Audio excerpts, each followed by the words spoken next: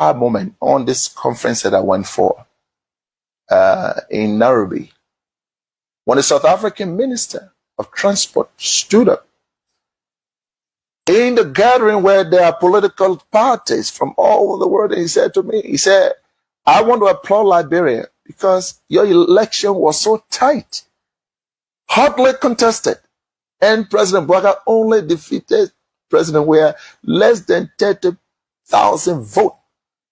And yet, President Weah conceded. He said, you people should continue that democracy. I was proud. I'm going to say anyway, therefore, President, we have to concede and keep our democracy on the path it is. It's something, of course, I'm proud of, and I'm happy he did that. I would praise him any day for that, because not many Africans can do that. Look, let's stop all these political norms. When people do something good, praise them. He could have stayed in power like other people. And I can yes, be the reason why it was in an easy when tax. President Bouakai, a lot of people went at that place, the same, you know, they never made it because it was not easy. It was a difficult time.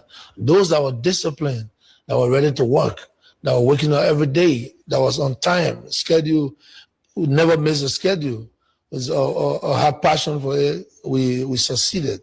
So it's the same thing we bring to administration, my dedication, my hard work, and resilience in working. And I always want to perform, you know, and this is what I brought to the job. Of course, it's an administrative job. It's a difficult job. Difficult job in the sense that the field that we're in today is politics. Is sometimes not honest, you know, the dishonesty. People see good things happening, but because we are opposition, we will not praise, you know. But I wish we could adapt a new mentality where we see the good things, we say yes, and we see the bad things, we say yes.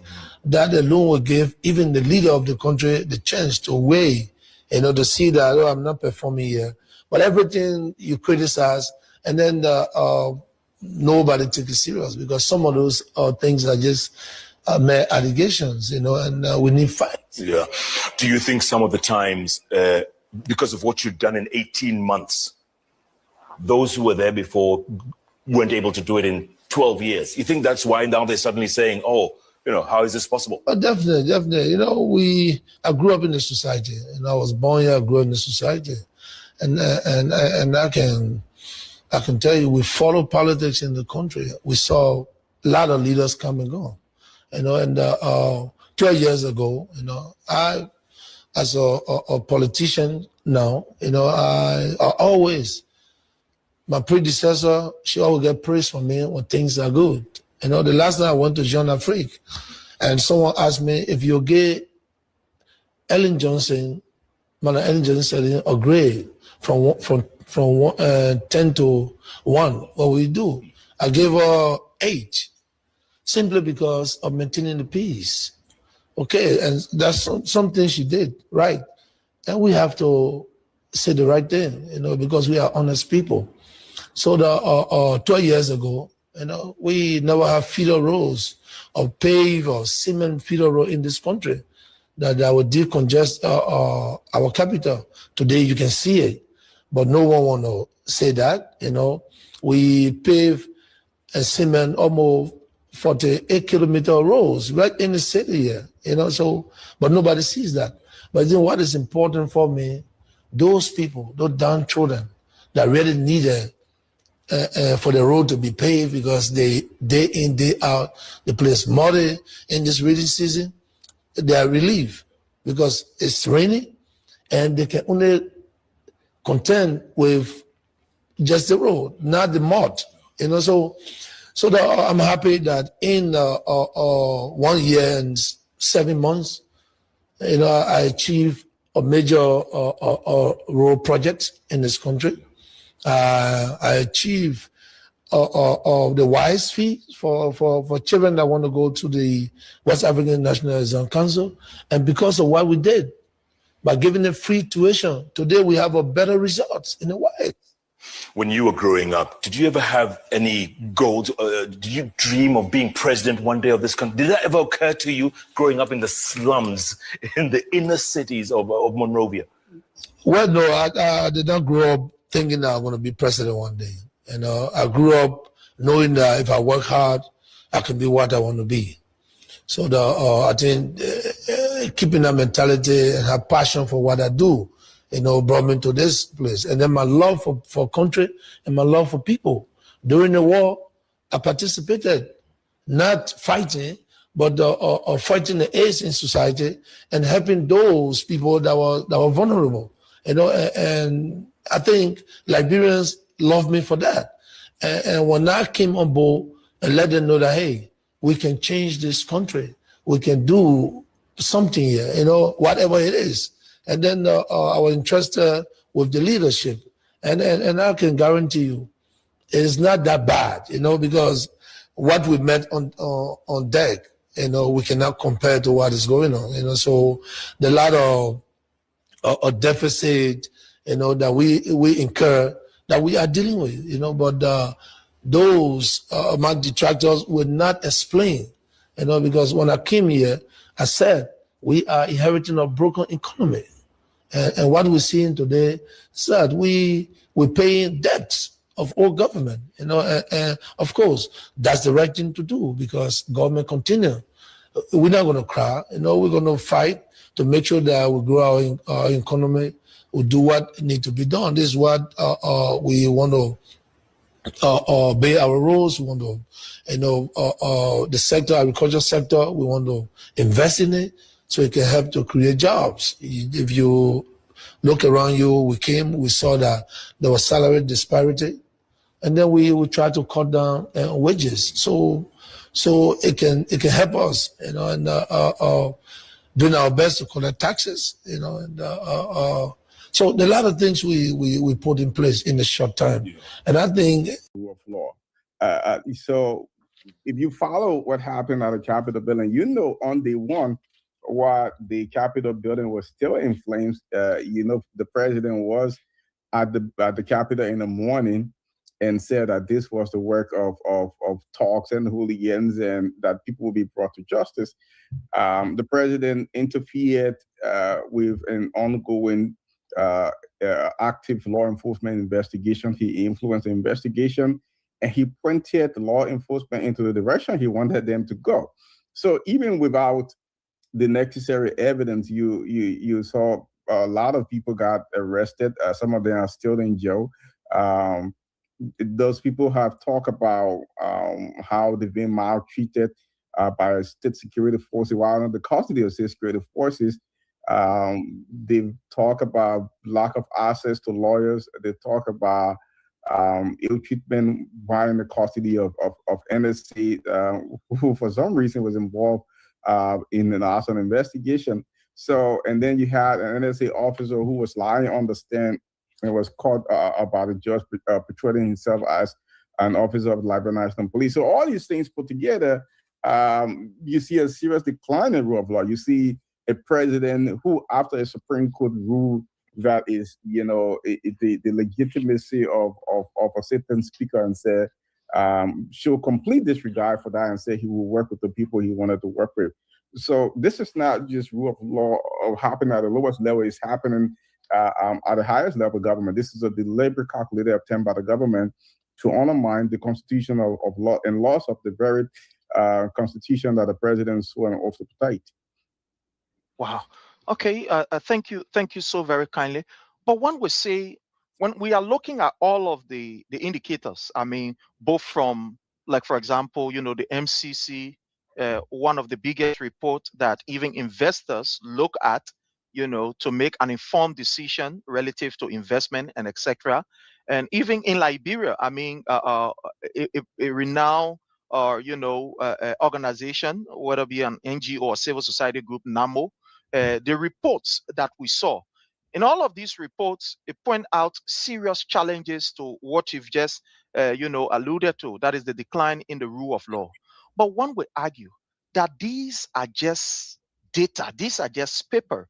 These are just, you know, one would say, you know, documents that are just put out there by, you know, institutions, and they should not be taken seriously. These are all some of the, you know, political international political, maybe Rick Marot, that we should not take seriously. What do you say to such person? Especially put out say, oh, I don't mind that thing, that number. Like President Boyka said in State of the Nation address, that these are number, we should not mind them. How significant or insignificant is that person thoughts that we should not mind these numbers? These are all just numbers. Well, I would say to that person have no understanding of what the MCC scorecard is, of how important what important role the United States play in international affairs, and what that report means for any country.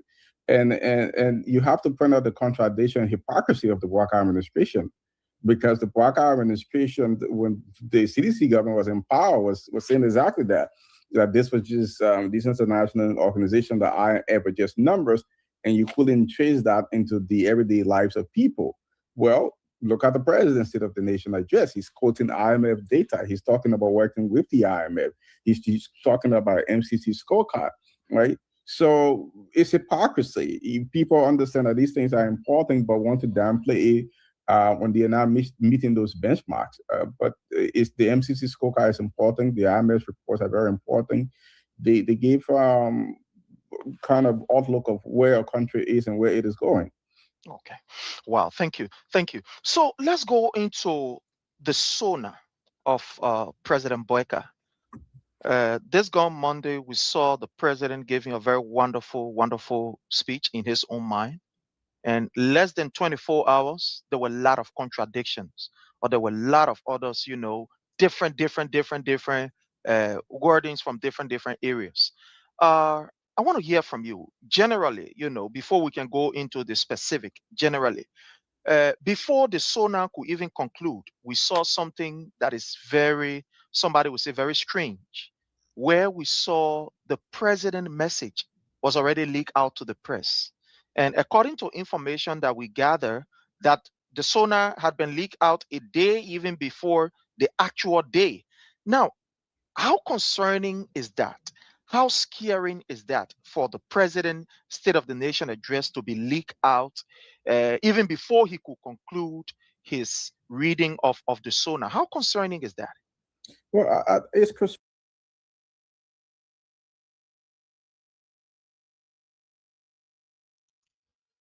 Well, fellow Liberians, home and abroad, it's a privilege again for us to be on here. And we are so excited that we have the opportunity to be with you this morning, this afternoon, this evening. I know for some reason, some of you have been concerned what is going on. Well, sometimes the people say a man got to do what a man got to do. So sometimes, we got other stuff going on. Sometimes we have some family issues, and all the other different things. And sometimes the schedules become very tough. And when it becomes very tough, there is a need for us to, somebody will say, retreat, do what we got to do, and come back strong. But I want to say thanks to all of you for holding on, checking on us, and trying to keep the message going. I want to say thanks to all of you. I appreciate all of you. I want to use this time to welcome our brother Jake. Jake, what's up, bro? Salute to you and most and to the followers again. We are back. As Prince earlier said, a lot of people with busy family problem and other things. But we are back. And salute to all the followers. Respect to you people. We are here to discuss the issue. Thank you so much. We are here to discuss the issue. So let me just go and welcome some of our people. Suleiman Fofana, you are welcome. Thank you so very kindly. Gerard Pelena, thank you so much. They're from the Bushaw Island. I want to say you are highly welcome, my brother. Having you on here. Amara Jala Kamara, Vinicius Junior Bar, thank you so much for your presence. Male Morris, you are highly welcome. I mean, all of you who are watching us or joining us from other parts of the world. We want to say thank you. From other parts of the globe, we want to say thank you. Those of you who are following us via the different medium, whether it be a how you call the thing, YouTube, whether it be via YouTube or whatever platform, we want to say thank you. And we want to welcome you also. As usual, we ask that you do us a favor. And that favor we require of you is to please hit for us the share button. Share with friends, share with family members, and let's all of us have a wonderful time. A wonderful time. Thank you so very much. My brother, I know there's been a lot, and we are strictly going to jump into our today's discussion. There's been so many issues, but amongst those issues, which we have to talk about is the resignation of two key figures in Liberia in less than no time. The ombudsman, one who is responsible, one will say, to checkmate ministers or executive appointment. He resigned. Councillor Kanga, he resigned. And less than a month, we are all seeing the information. In fact, it has been confirmed that you little bit breaking in small. Oh, okay, yeah. That the net boss, Madam David-Etta Lassana, has also resigned. What is your take on this resignation from these two figures?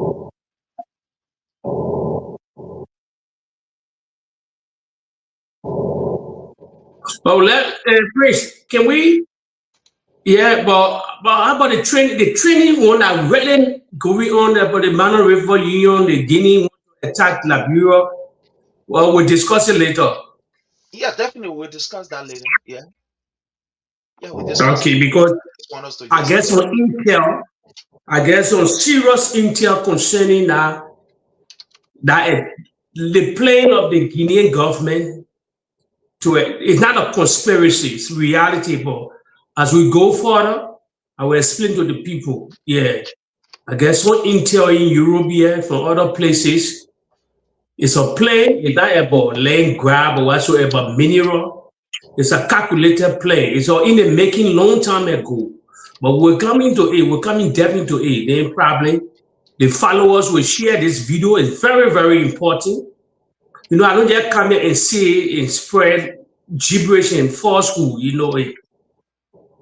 Yeah, but let me say something concerning, you will discuss I'm not interested in, the only thing I'm a little bit interested in is the NEC boss, Madam. Go right on. The other one, probably you will go deep into it. Madam Lassana Brown, whosoever, let's say the former NEC boss now. But this is not a surprise to me, Prince. I will say a factual here. George Weah appointed David-Etta Brown Lassana as the NEC chairman. She came from the wing of the Unity Party. Anybody can fact check anything I'm saying here. She was recommended to the president. She was in bed with the Unity Party, Ellen Johnson Sirleaf.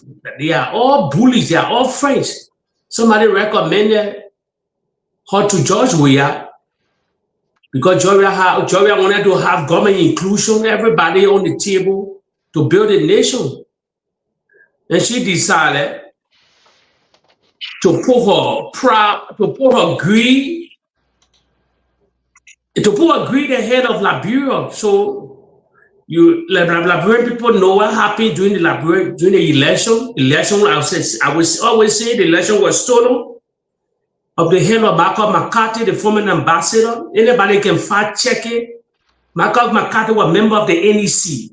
Serious member of the NEC. How can an American ambassador be a member of the NEC? It never happened in any country before, but he was part of that board. He was a member. You can fact check anything. So you were there, Prince. You were on the ground. You know how that election went. Nima Kante, the help of Yelu Johnson, Prince Johnson, all of them was in bed because he brought his son Jeremiah Kun. They did a dirty job in Nima Kante. And today we see what happened in the country today. The election was another word of the Liberian people, the national reality. There's a question I can ask followers here, people here. Let's take our political heart. I know everybody get alignment, but we pledge allegiance to that country. The first, I will ask a question. The first round of the election, before we went to the runoff, who won the first round? George Weah won the first round, but he never had a 50+ vote. But in the second round, that's why they did the damage. In the second round, that's how they did the damage. Imagine somebody win first round. So you win the first round, definitely you will win the second round. So we had the opposition were not strong, but they cheated our election. Madam Brown, other than the NDC boss, other than helped to cheat the election. But George was angry. Imagine he was counting vote. And he conceded. Because I will tell you what made him concede. Anybody can ask him one day. He was angry because they lied to him. The surrogate of the PDP, they lied to the president. The one that baffled me, I'll always say, if you go to videos of me, I'll always say, Nima Kante was in our bed. It was in CDC bed. But they lied to the president concerning Prince Yelu Johnson, hierarchy of the CDC. Now, what me, I have problem with some of them. I will never be scared to call that name. I will never be scared to call that name. Heavy hierarchy, they lied to the president. Or you developing Nima Kante, we're not having time for the Godfather. No, it's a traditional place. The Godfather was the Godfather. Every Nibali respected Yelu Johnson at that time. So the lied to the president. Even Prince Johnson won that money. You have the government cover. You are ruling country. You are ruling the government. These were in charge. When you on the table, So, Nima will be in your wing. so But they before lied we to go the president to because of development. so before we go to the next person, just to ask this question, let's even agree that what you are saying, it is all right, it is all correct. So you prefer the government of President Weah to take money that is meant for the development of Liberia and for Liberians to give it to an individual only because he wanted to win election. So you prefer that?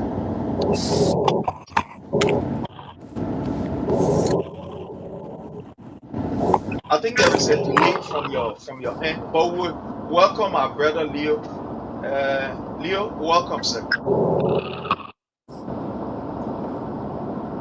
Let me say good afternoon. You can hear me? Am I audible enough? Yeah, loud and clear. Yeah. Well, let me say good afternoon. Yeah, just a minute, Jake. Yeah, go ahead, Leo. Let me say good afternoon to you, Prince and Jake, and all of our listening audience. Prince, are you guys hearing me? Because I'm not hearing anybody. Yeah, we are hearing you. Rhonda, we are hearing you. We are getting you. Are you getting us now? If you're hearing me, just say it because I'm not hearing anybody. Yeah, we are getting you, Randolph. We are getting you. We are getting you. Yeah, we are getting you. But you can go off and come back in. But we are getting you. You are loud and clear. We are getting you. Yeah, go ahead, Leo. Yeah. I was just saying hi, and it's good to be here to speak on the issues. Let me say hi to my brother Jake. Look like he's frozen. But thanks for having me, Prince. Thank you. Hello, Randolph, are you there? Hello? Okay, so I think we are having some technical issue, but they will be with us just in a jiffy. They will be with us. So we're looking at the first issue that I want to talk about is the resignation of two important figures in Liberia. just in the space of less than a month, the ombudsman, and that of now we have the neck boss. And I want to put this to you. What do you make of it? The ombudsman being somebody who's supposed to checkmate members of the executive, who's supposed to ensure that they are in compliance with whatever the law and the rules are, resign. But before his resignation, we saw what happened. This man was being bamboozled.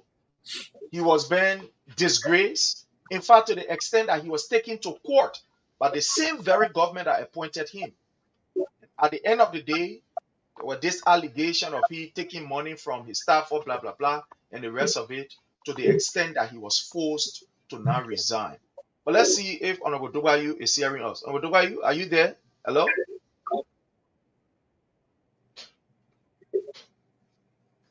Randolph, are you there? Hello? You say you're getting us?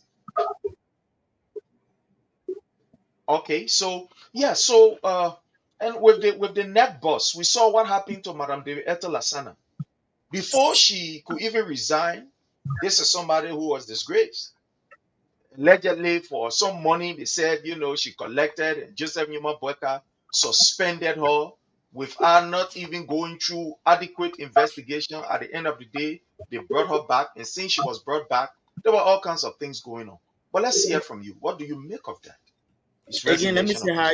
Let me say hi to you, my brother Jake, and all of our listening audience via social media and radio land. This government is confused, and the government cannot shoot any tangibles now. So what starts happening now to go after people? Let me go to the neck boss, David Etter. I'm one person who, I will maintain my respect for her, because even though she did the CDC very bad, dirty, after bringing her on board, in my opinion, to serve the Liberian people, and then she turned around and did the unthinkable, Prince. I thought this resignation should have come much more earlier, if you ask me. Look, people got conscience, Prince. When you do something wrong, that conscience come back to haunt you, and you will have to atone for your crimes. Otherwise, look, they said karma is real. I respect the lady. I really wish her well. But you see, Joseph Boyka is one who will not trust you. Whether you've done him a favor before, the fact that you were able to bend somebody's arm to give him favor, he will definitely know that, okay, you are capable of doing the same to him, for which he will get rid of you. Look, Boyka never, after the suspension, that was when she should have left, actually. Why you suspended her? You understand? But some of these people come back and haunt you, and I still respect the lady, like I said, but she dealt the wrong card. Somebody who have been nice to you in Excellency Dr. George Manuel, look at the way you pay the guy back. Nobody say you should have cheated, because obviously, like my brother Jake was pondering when I came on, obviously we knew the results. We knew what was happening. Why was she running to the American embassy to go sleep? Yeah? Why would you run to the embassy to go sleep if your hands were not dirty, soiled, Prince? You understand? So these things will come back to haunt you. And as far as the ombudsman, like I said, man, I want to see what's going on with this guy, because obviously there are a lot of allegations that's been going on. I have not delved into his situation to see what's going on, but I know there are some few allegations labeled against the guy for corruption. And for me, as an ombudsman, you are one of the last person to be caught in corruption of that magnitude, for which he's been accused of. It's all alleged up until it's proven. But again, man, I would just like to speak to this next thing with this ombudsman guy. I really haven't delved deep into it yet. So okay. That's I get him in Afrin Sharif. Yeah, we can hear you, Runner. Yeah, I'm sorry. Yeah, I'm driving through this Midwest weather, so I will be on audio for now. Yeah, in the next couple of minutes, maybe 20 minutes, I will get on the video. But this is my point quickly. Thanks to Leo and thanks to my dear brother Detroit for those excellent a very candid opinion, and it's not strange. They are patriots. They always make these stilling statements, though, to stir up, our intellectual nerves, to participate. So on that premise, I like to come in by starting off the ombudsman. Let me say this to provide more education. The ombudsman, his resignation is not administratively upright. It's not for any good intent. Let me tell you the reason. There are documents in my possession that the ombudsman has accused. He has written several times on several occasions. He has severally written and highlighted some gross corruption, administrative impropriety, and the visible abuse of the code of conduct, things the Unity Party spoke of. For example, he has reminded them that you said the CDC was not respecting the code of conduct. There were party officials who you said were in visible positions. But today, you have the party chairman in president of Luther, Reverend Luther. He's the board chairman at the NPA. You have the president of the Secretary General, Amos Toer. He's not at FPRC, and today few press is skyrocketing. You have this girl called Colonial, one of the vice presidents in the party. She's now the youth and sports minister.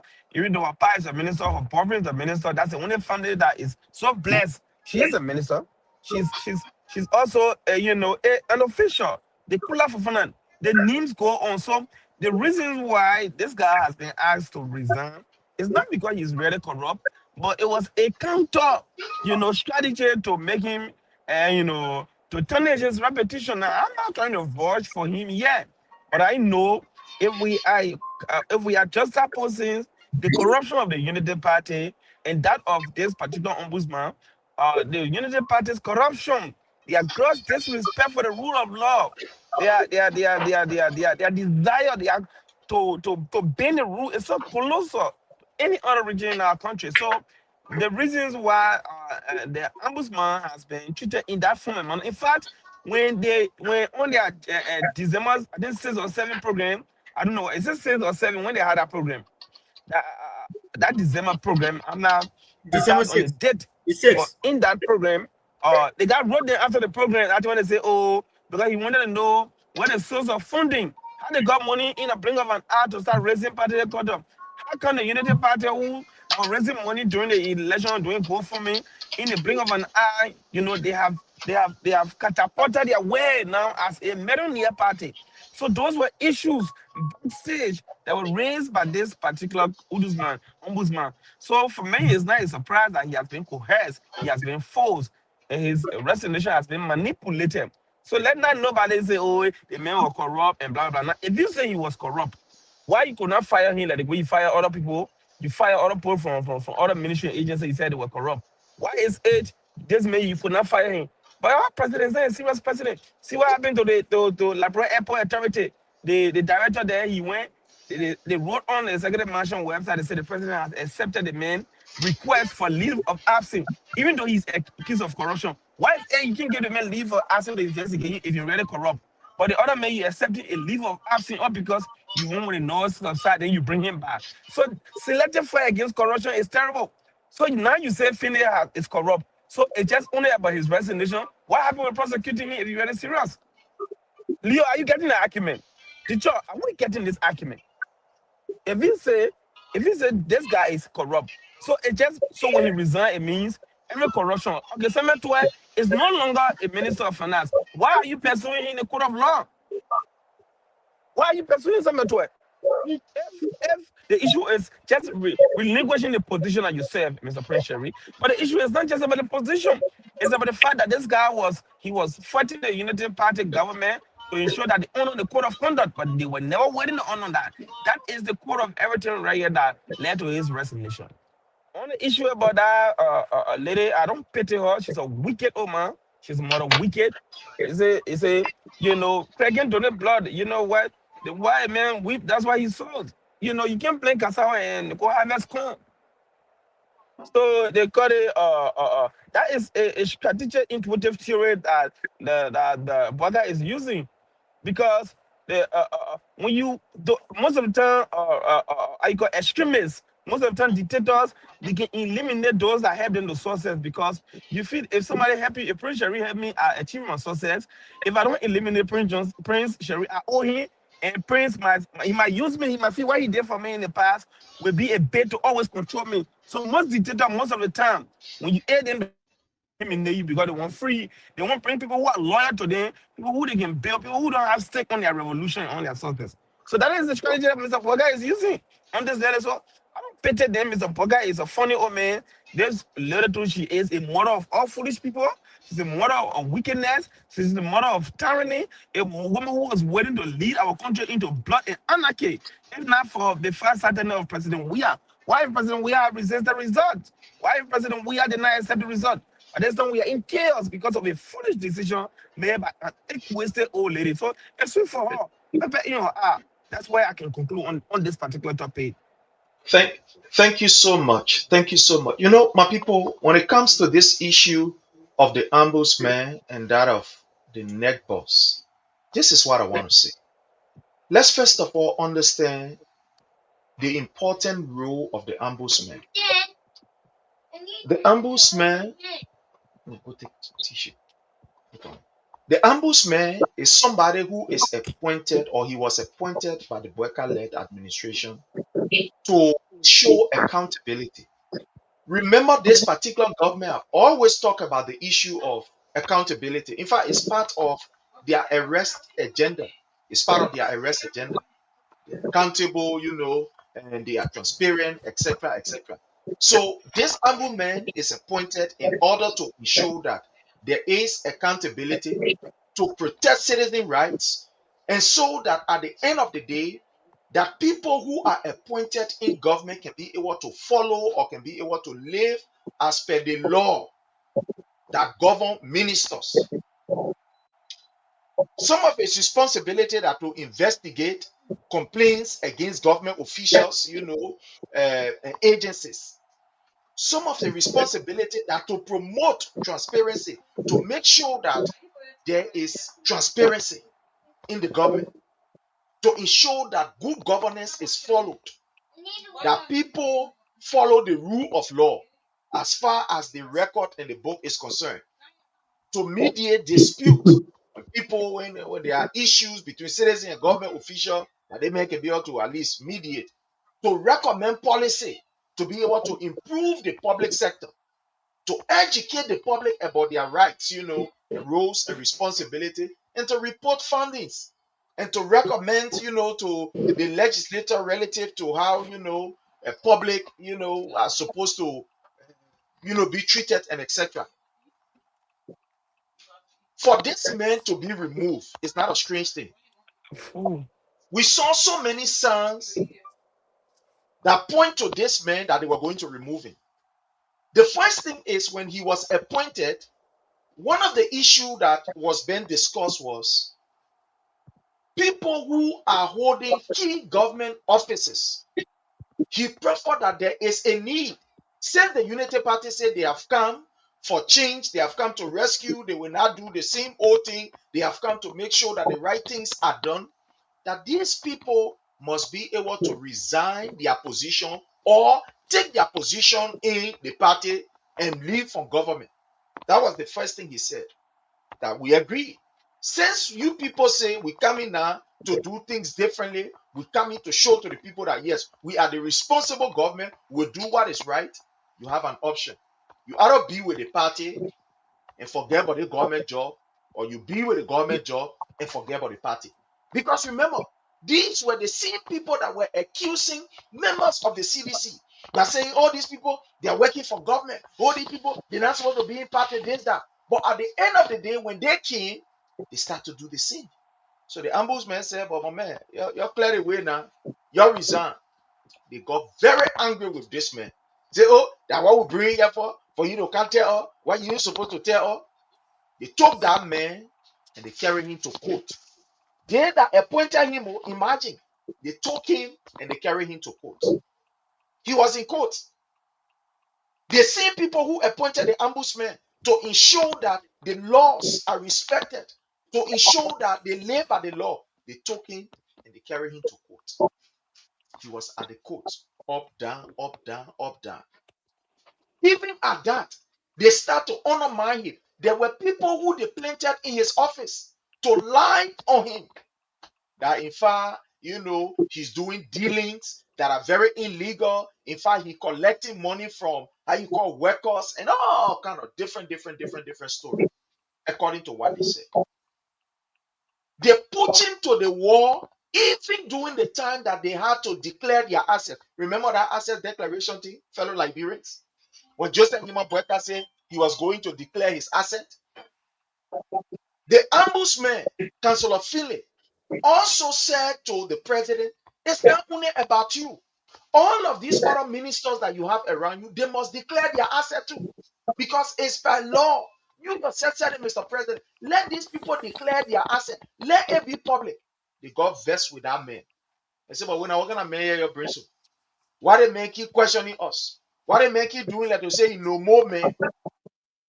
At the end of the day, fellow Liberians, they were able to make that man uncomfortable to the extent his own workers, people who were working in his office, who's supposed to be working with him, taking order from him, they refuse to listen to him.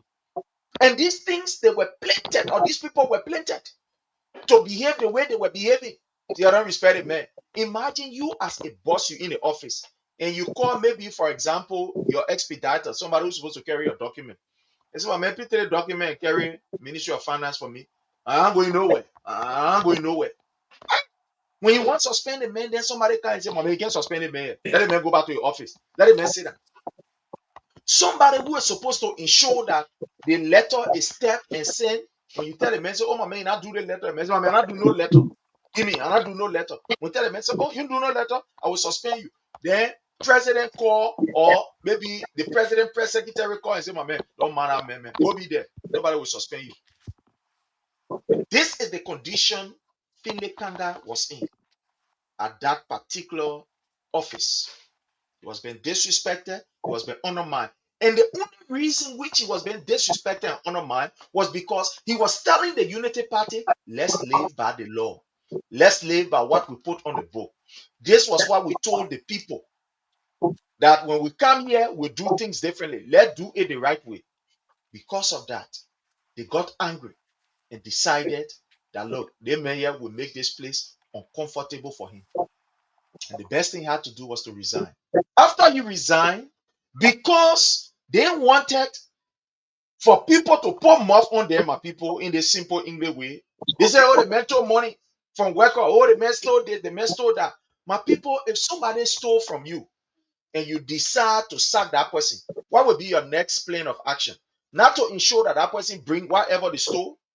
What you would do? And you will carry them to court to say, no, my man, 18 years, you stole from us. We sack you. Say we sacking you, we take you to court for you to ensure that all the things that you stole from us, you bring it back. And that's what will happen. That's what you will do. That's what you will do. So if they claim that this particular man, what they did, it was like that, the man resigned. Is it not the best time now to carry into court? No, is it not the best time to carry into court? Well, look at the communication that Joseph Nima Boyka wrote.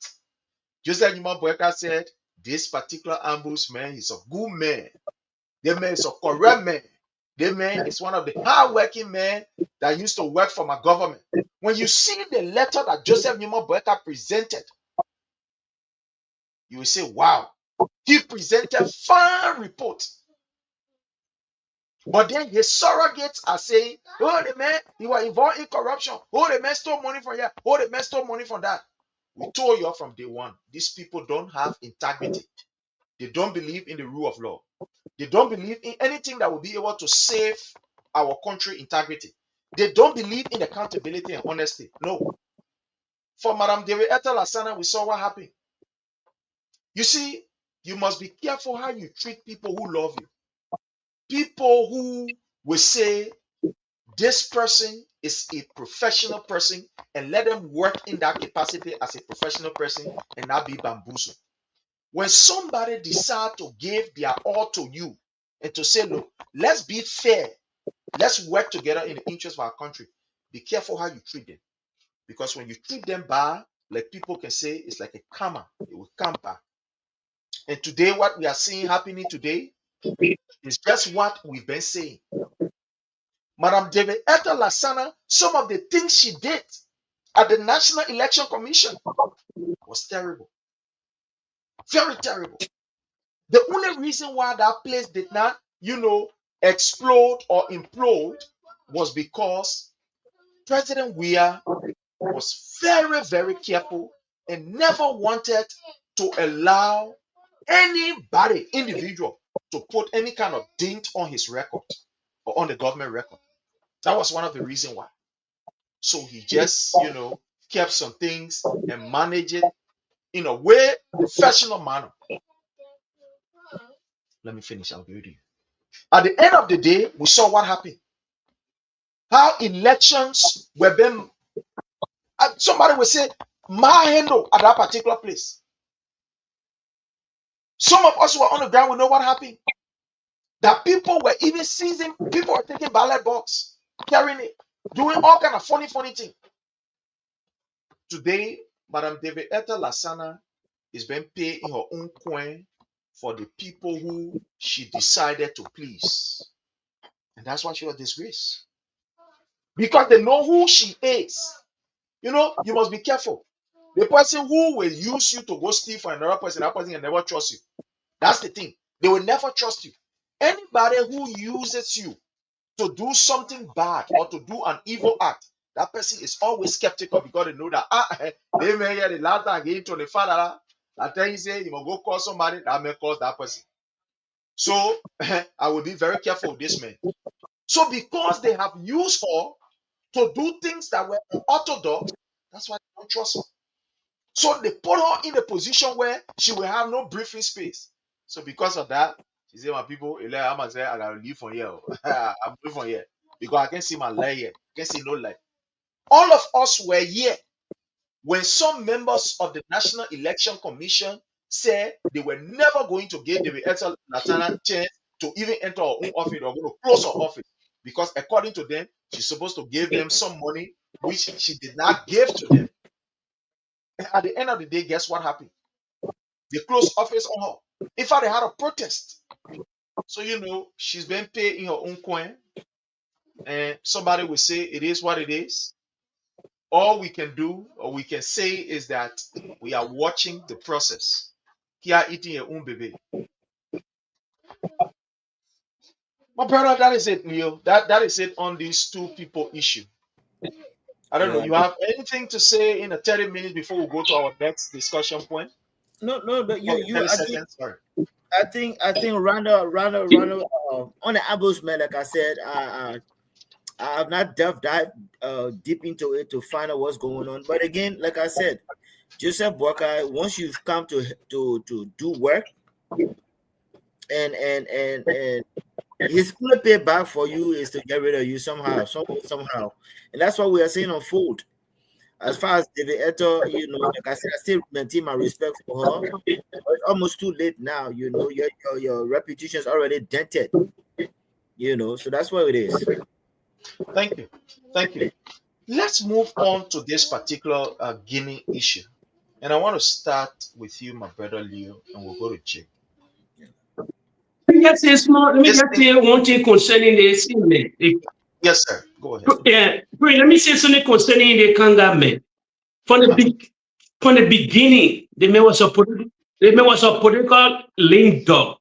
Please, we shouldn't even go dark into this situation because from the initial stage of the presidency of Joseph Yeman Boakai, the men they urinated on all the rule of law in the country, the tenure position, all these things. So that man will never get votes. As you said, the United Party, who said they care for anybody? They're doing that, they're ruling like a tyrant, they're ruling like a dictator. You don't see the writing on the wall. All the rule of law being broken in the country. The first branch of government, they got it on fire. So what do you expect for the presidency? What do you expect for the president?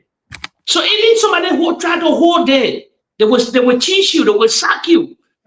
I told you, they're not tolerant people. They are violent group of people. So I know he did it for his own political career. That he resigned because nothing will happen against anybody. So you said it, no integrity for the Unity Party. Thank you so very kindly.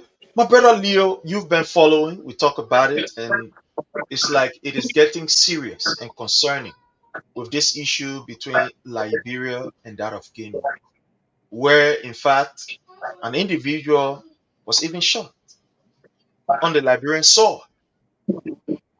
Other people refer to this as a serious terroristic attack. It's an incursion on Liberian soil. It breaks all international protocol as far as independent nations are concerned. Let's hear from you. Joseph Numa Boyka went to Guinea. The military men after shooting the citizen, the men dragging to Guinea and say, "My man can't answer question."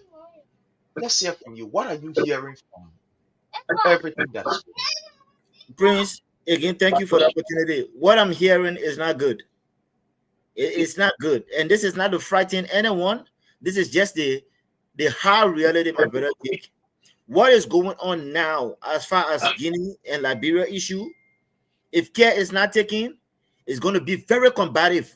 It's going to be very combative as we speak. There are Guinean Malaysia, there are Guinean military men in our soil as we speak.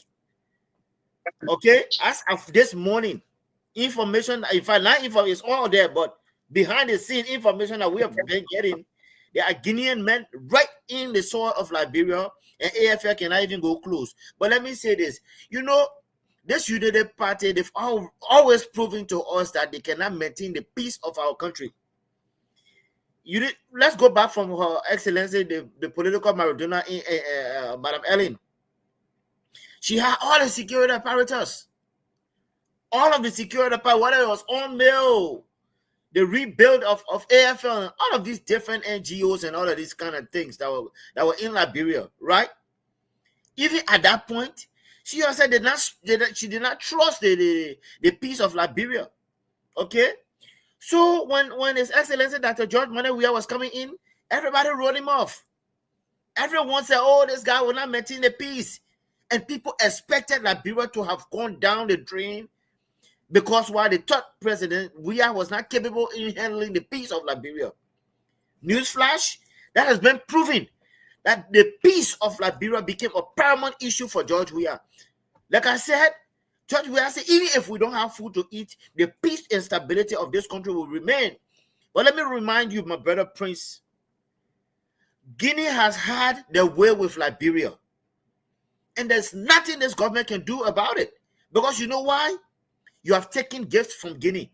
Let's go back to the sheriff guy who ran away from Guinea, came to his own country, Liberia.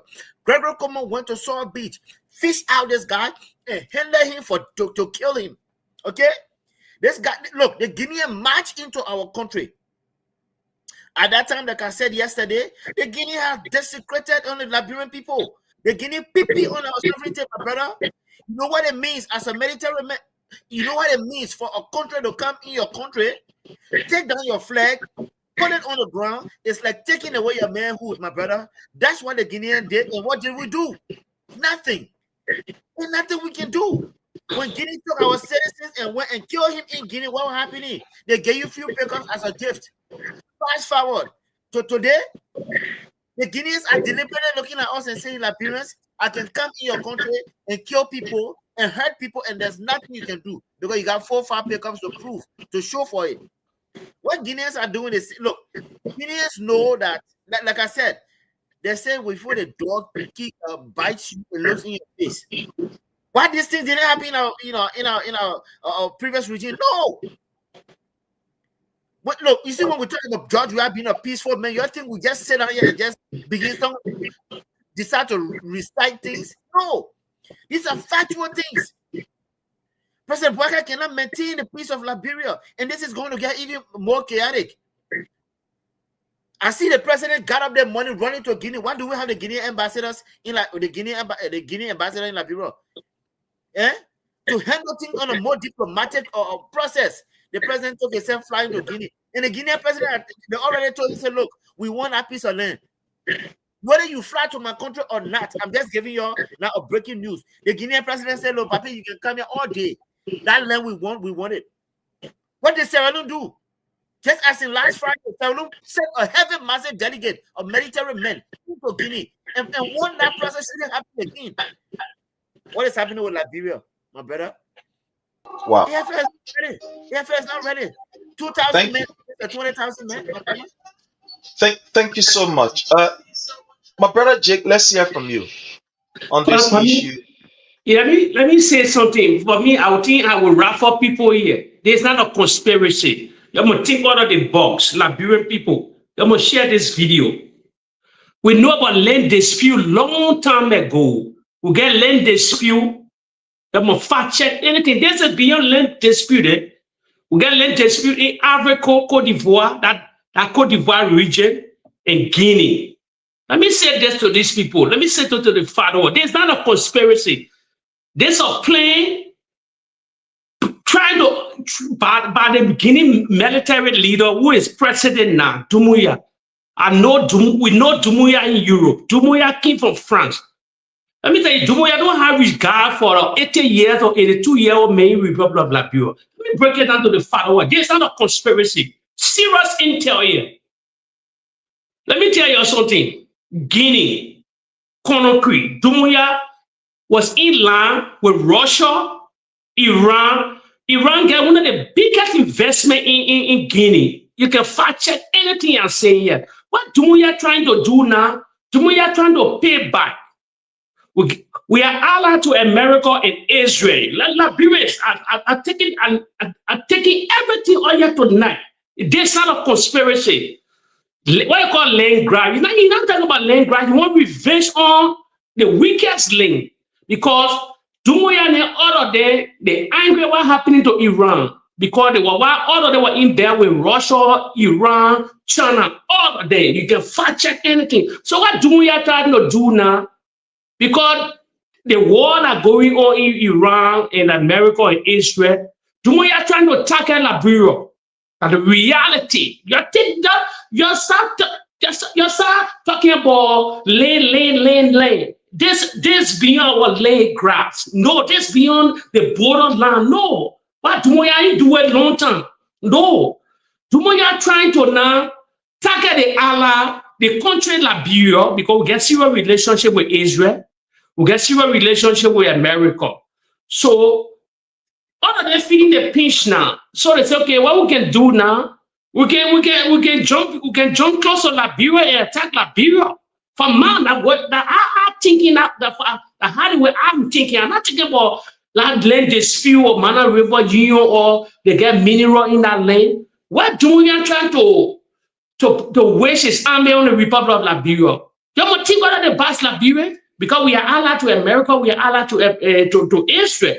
So he want to create some kind of scenario on a particular borderland.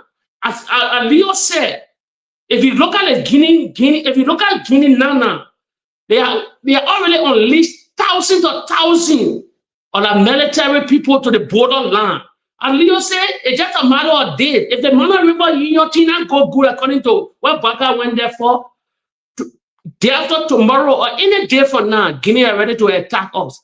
They will put it on the line of land, but it's not about land, it's about Iran. It's about the affiliation they have with other countries like Russia, China, Iran. Even all of them in the West African region, even in Mali, Burkina Faso, all of them here land.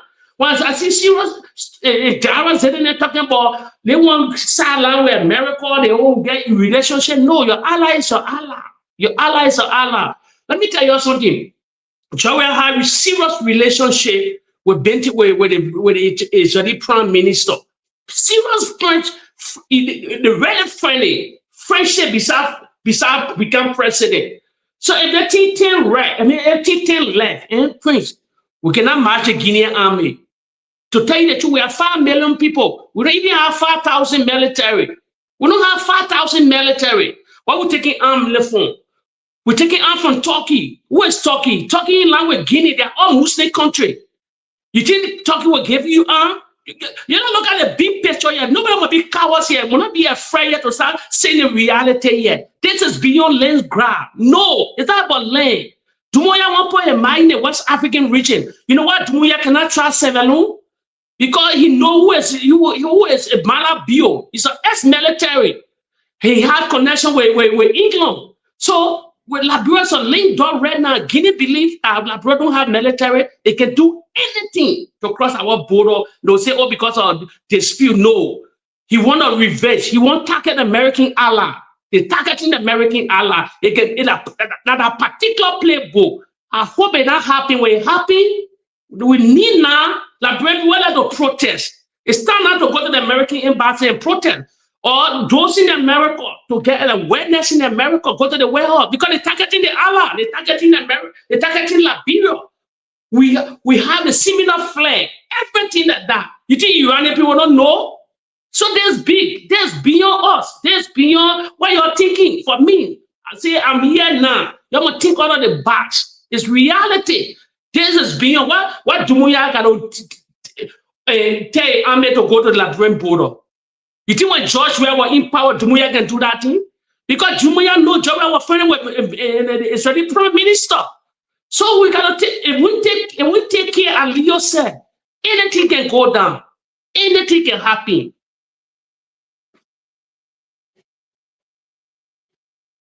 Yeah, thank you.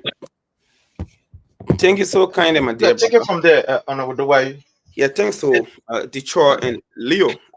Thanks for those splendid and well-grounded and insightful conversation. Let me say this. I understand Leo's perspective, and that's the far-reaching and you know, when I was in school, Cathedral Cadet School, I used to do quizzing. I was a quizzer. I also became the coach for the quizzing team.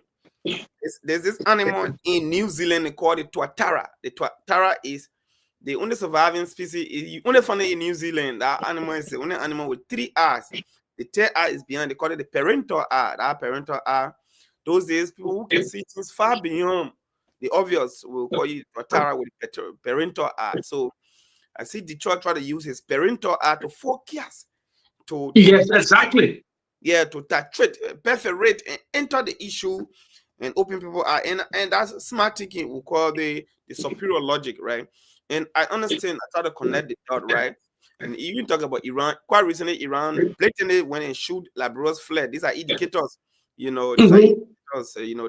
There's a ship that uses Liberia flag because Liberia has overtaken Panama now in terms of flag ship of ships around the world. Yeah, the maritime, exactly. Yes. Yeah. So I mean, what Detroit is saying cannot be far from a connective reality here.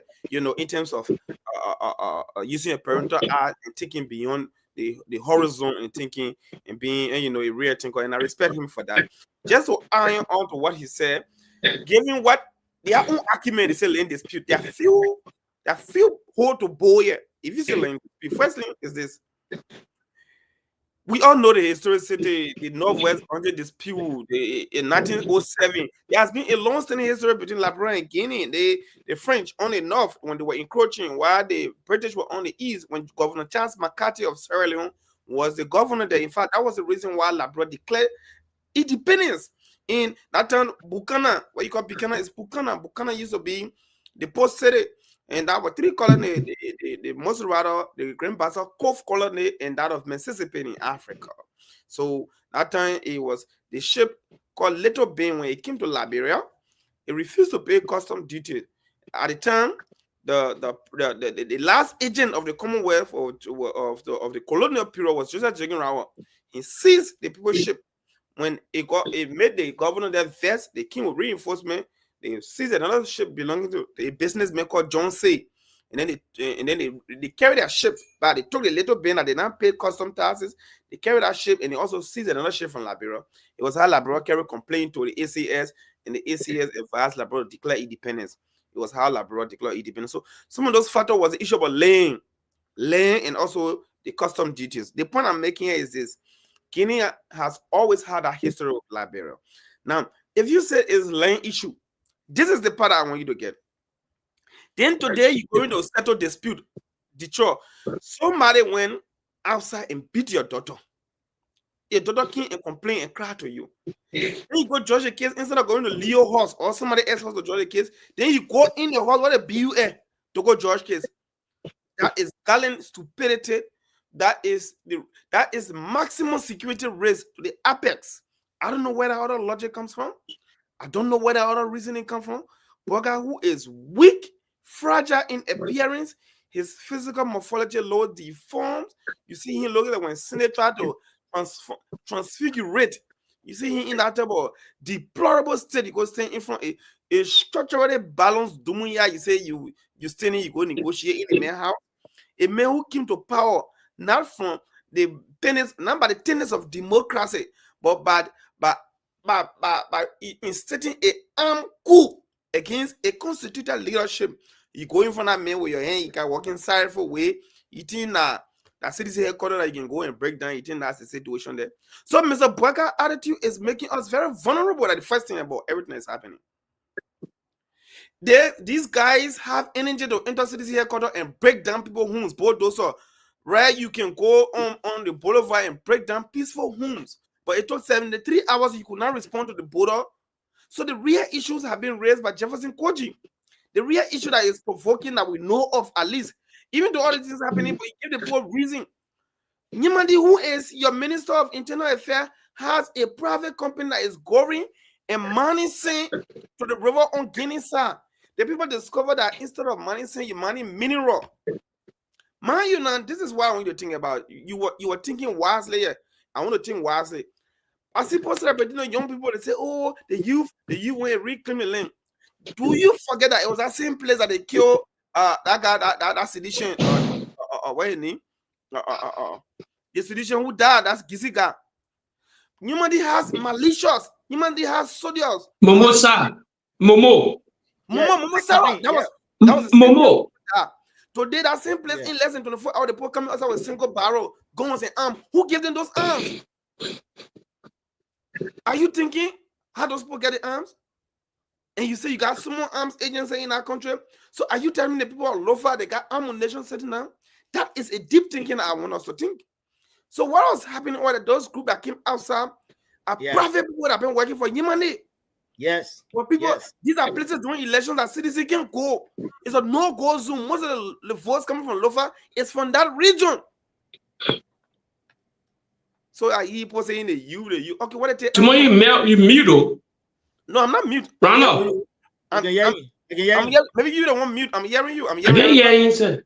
Yeah, I can hear him. I can hear him. So you gotta go and come back. So Leo, I'm telling us to think deeper.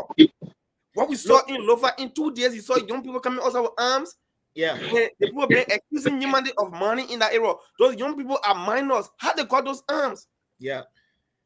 So in our own security, in our own country, we are vulnerable. Arms proliferation. And it's better you brought it up. It's good you brought that up because that has been part of my concern. Think about right? it. You just ask and say, how do people get arms? You think we celebrate them. Today it's about Guinea. They get arms. Why if they are friends making palaver? How Momo die in that place? Because of some people have arms. When I saw the picture, I saw a picture of same people that attack us when we went Lofa. My other colleague called Yaya during the election when we went Lofa with a helicopter. We got attacked. Faces we saw that attack were faces that we saw in that video. They say, oh, they're protecting the side. Now, protecting the side is good, but how you protect the side? How you got those arms? We are saying the conflict, even though what this man says is smart, is far beyond, but what he said, it has been fast ignited because of the preliminary steps taken by Labrador. Labrador gave the people reason. They were already looking for reason, and when you give them reason by your minister going across to go and mine gold on the people's side. Thank you. It has been, it's a real core of everything here. Somebody won't cry and you go put people in there. They may already want to revenge. They already want to encroach. They're already looking for a way to pain Liberia, because of those things that Detroit explained. It's that money. My brother Ronald, you just struck a nerve here, right? Because looking at things militarily, we saw that, look, Waka is not innocent to what's going on here. Especially because Sakina Nyimande during the campaign, he said, I have 75 men. I will mock this sedition when I see him. Exactly. I'm going to mock him to death. He said, I have 75 men. There's a video I played day for yesterday.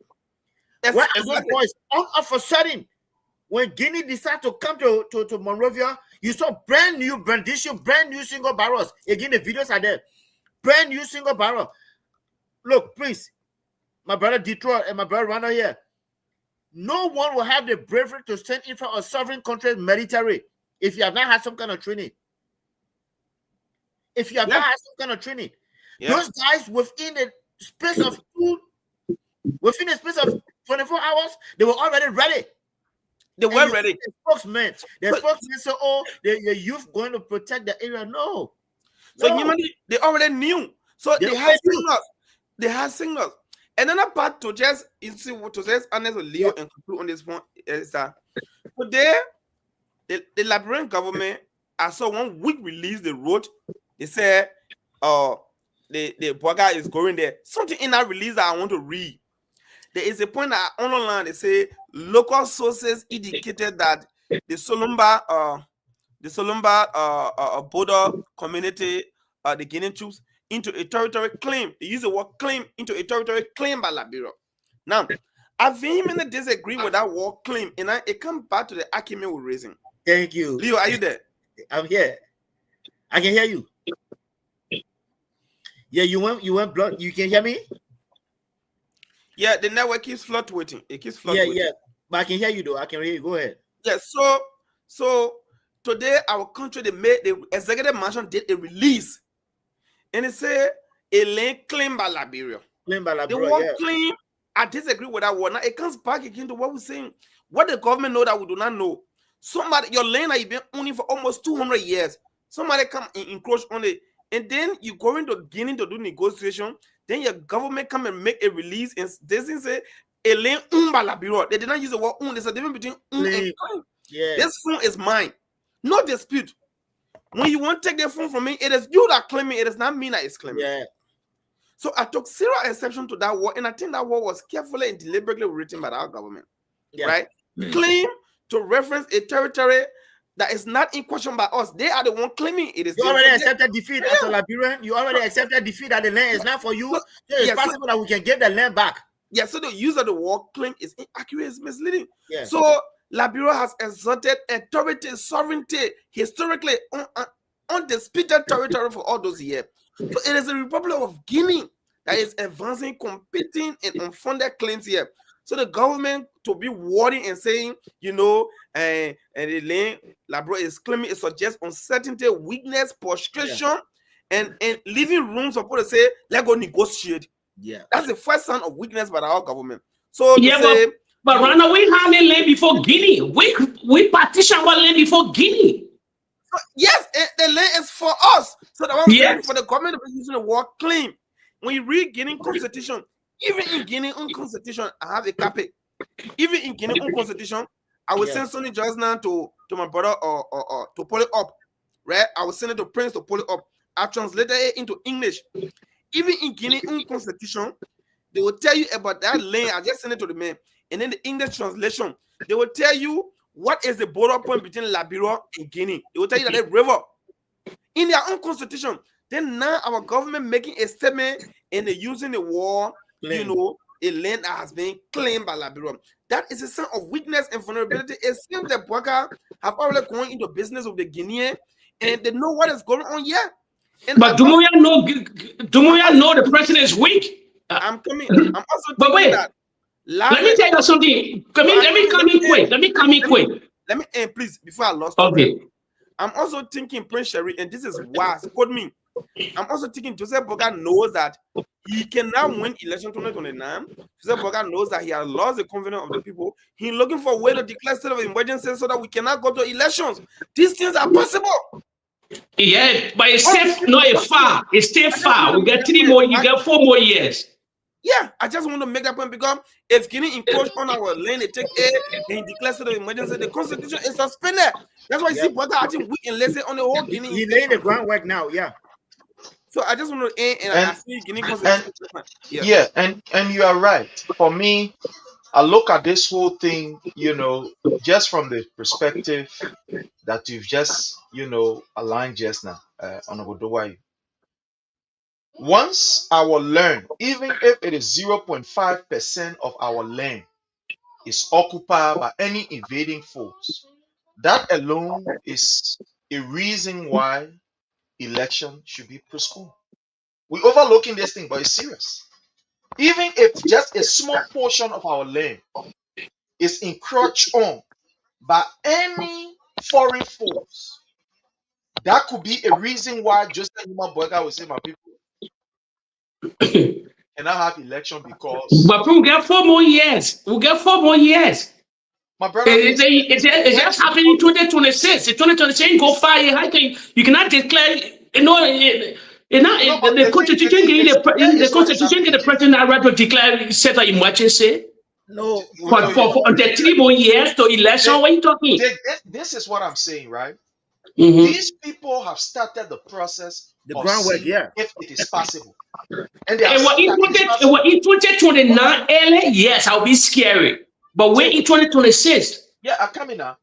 There are processes that we have observed and seen that these guys have tried us on several occasions, and we have shown no fortitude to be able to withstand whatever aggression from on their part, or we've just been so weak to the extent that, you know, they are seeing through us. Remember the first time with this issue of one sheriff. According to them, the man is a Guinean. Even though there were documents to prove that this man is a Liberian, we saw documents that this man is a Liberian. At the end of the day, the guys came right in Liberia, in the center of Liberia, collected that guy and carried him without nobody talking. At the end of the day, they went to court. The court even demanded, that look, you should Liberia, you produce this man living body. Bring the man living body, yeah. The court said it. The court told the government of Liberia, produce the man living body. Up to today, nothing happened. The court went as far as saying that Liberian government, Joseph Numa Boyka government, you stole from this man, you stole money from this man, produce the man money. Up to now, the other case there, we are yet to know the hay and the tea. These people did it the first time. They left from Guinea and entered Liberia. They destroy people's farmland, destroy crops and other things. At the end of the day, what happened? Nothing came of it. They went back. They did it for the third time. These guys, they collected the Bondo Liberians in Guinea that were legally living in Guinea. They bundled them, put them in one truck, and say, y'all go back. In the name of deportation. And when they brought them, they put them right to the border.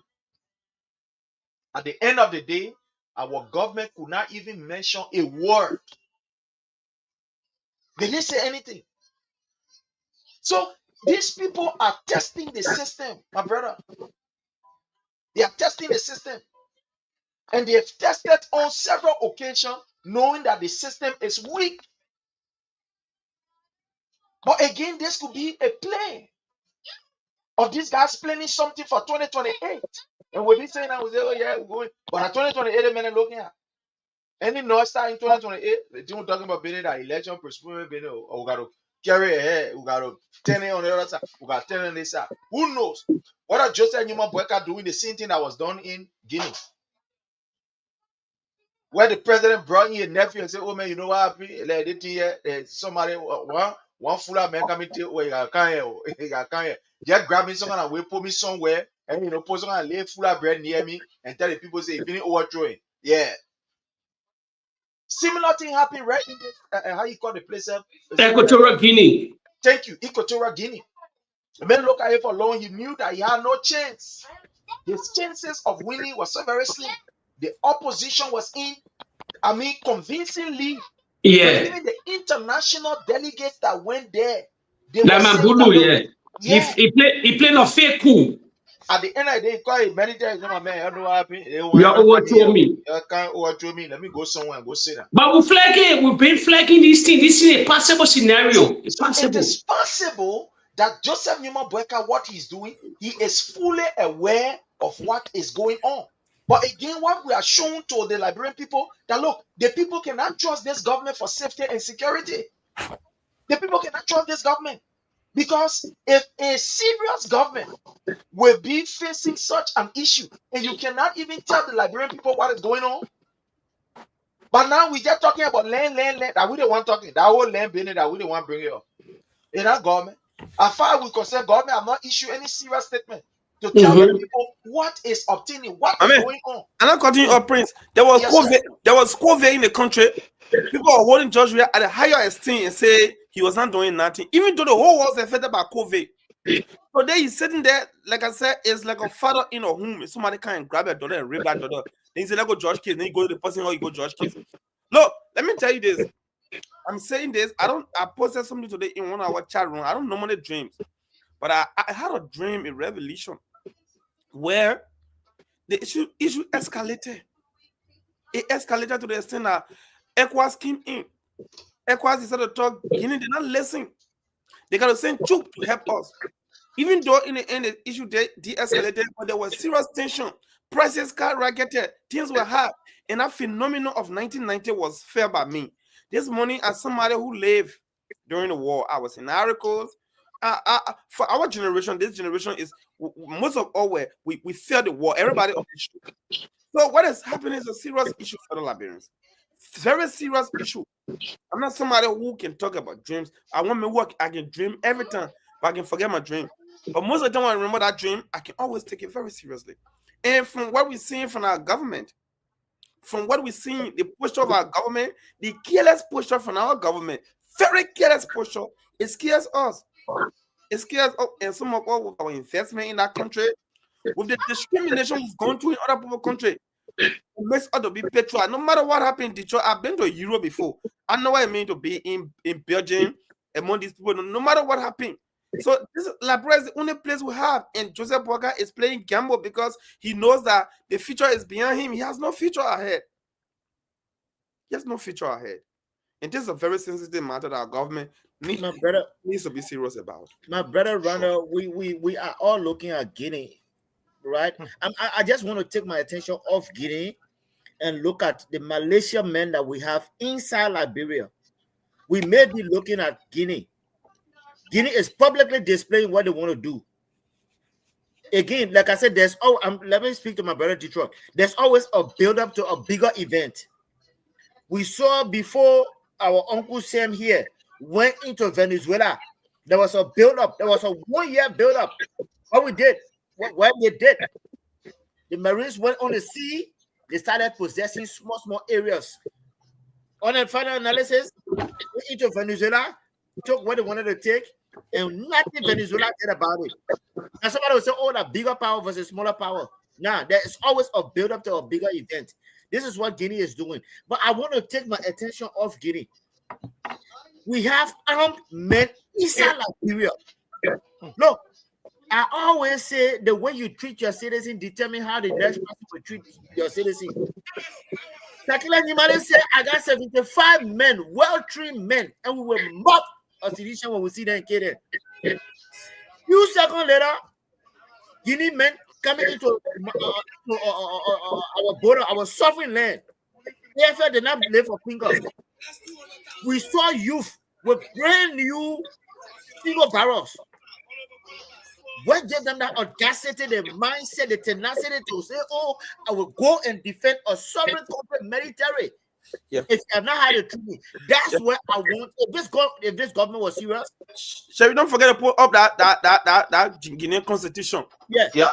If this government was serious, right? They would have asked Sakila Nyane, "Where are the boys coming from?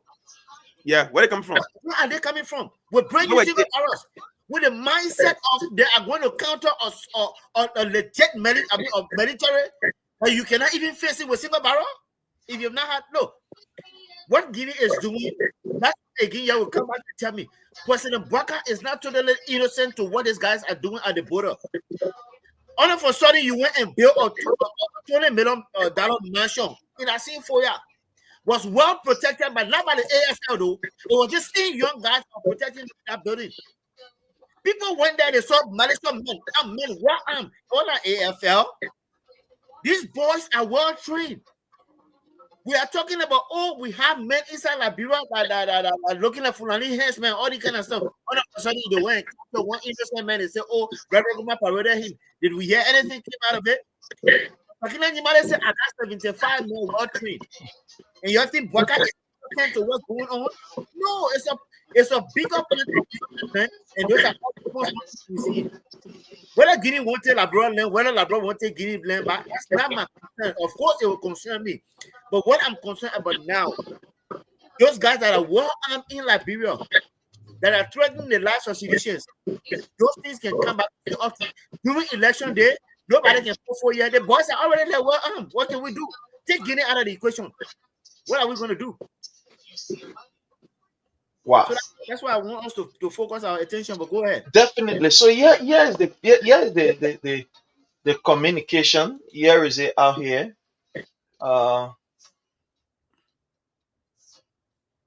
This is communication. You have it right here. That's the Constitution, Article 1 of Guinea. In their Constitution, you see that they say Article 1. Yeah. But Prince, first of all, make me small. First of all, Prince, you're my honor saying. Yeah, go ahead, Jake. Yeah. Jake, I think your last thing. Who is Dumuya? Let me break it down for the Liberian people here. Dumuya, you can call it Jardin, you can call it Jardin, what's all the army. Dumuya was in the French military. Let me tell you something. Let me give you small history of this guy. Conti was ruling Guinea at that time. It is somewhat years old. 80 plus years old, Conti. Feeble. He was serious friend. Conti was serious friend with George Weah, the former Guinea president, Conti. Then Lala Raya was going on. The opposition was leading in Guinea at that time. Lala Raya was going. It's a full opposition. A Conti came from the Mandingo tribe. The Mandingo tribe, a people. So the quiet down protest, he brought Dumuya in. He brought Dumuya from Europe. Dumuya came to Guinea. A serious aid that is sorry. Maybe all the protests. Dumuya quiet down. He is sorry gay for all the quiet down all the heavy protests in the country.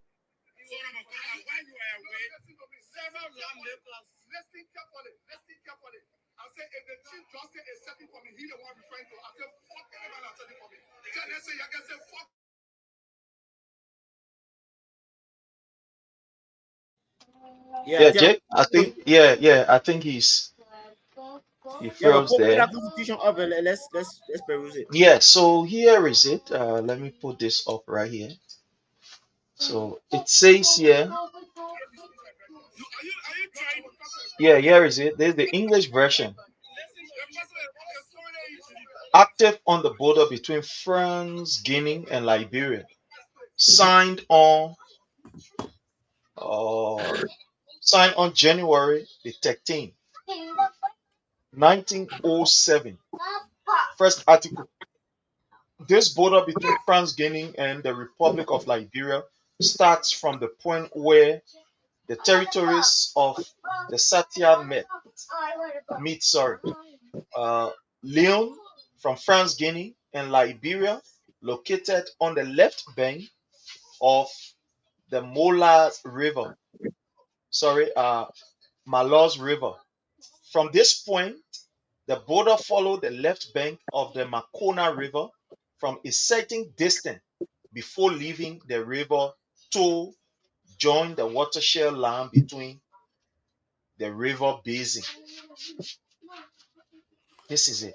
Yeah, so that article is defining. It was in French. We have to translate it in English, so that what you saw is looking a little shorter. So that historical document, which represents something like the D or so, which is attached to other legal document, is stating what the boundary is. Now, the river over there, in their own document, it recognizes that river as the boundary. Today, what will make them brave to be crossing the other end? Now, what we keep saying here, Minister Nyimandi got a company that does same money. They used to go mine on that river, Detroit.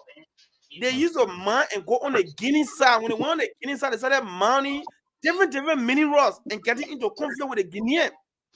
It is what the Guinea is reacting to. So it is individual greed.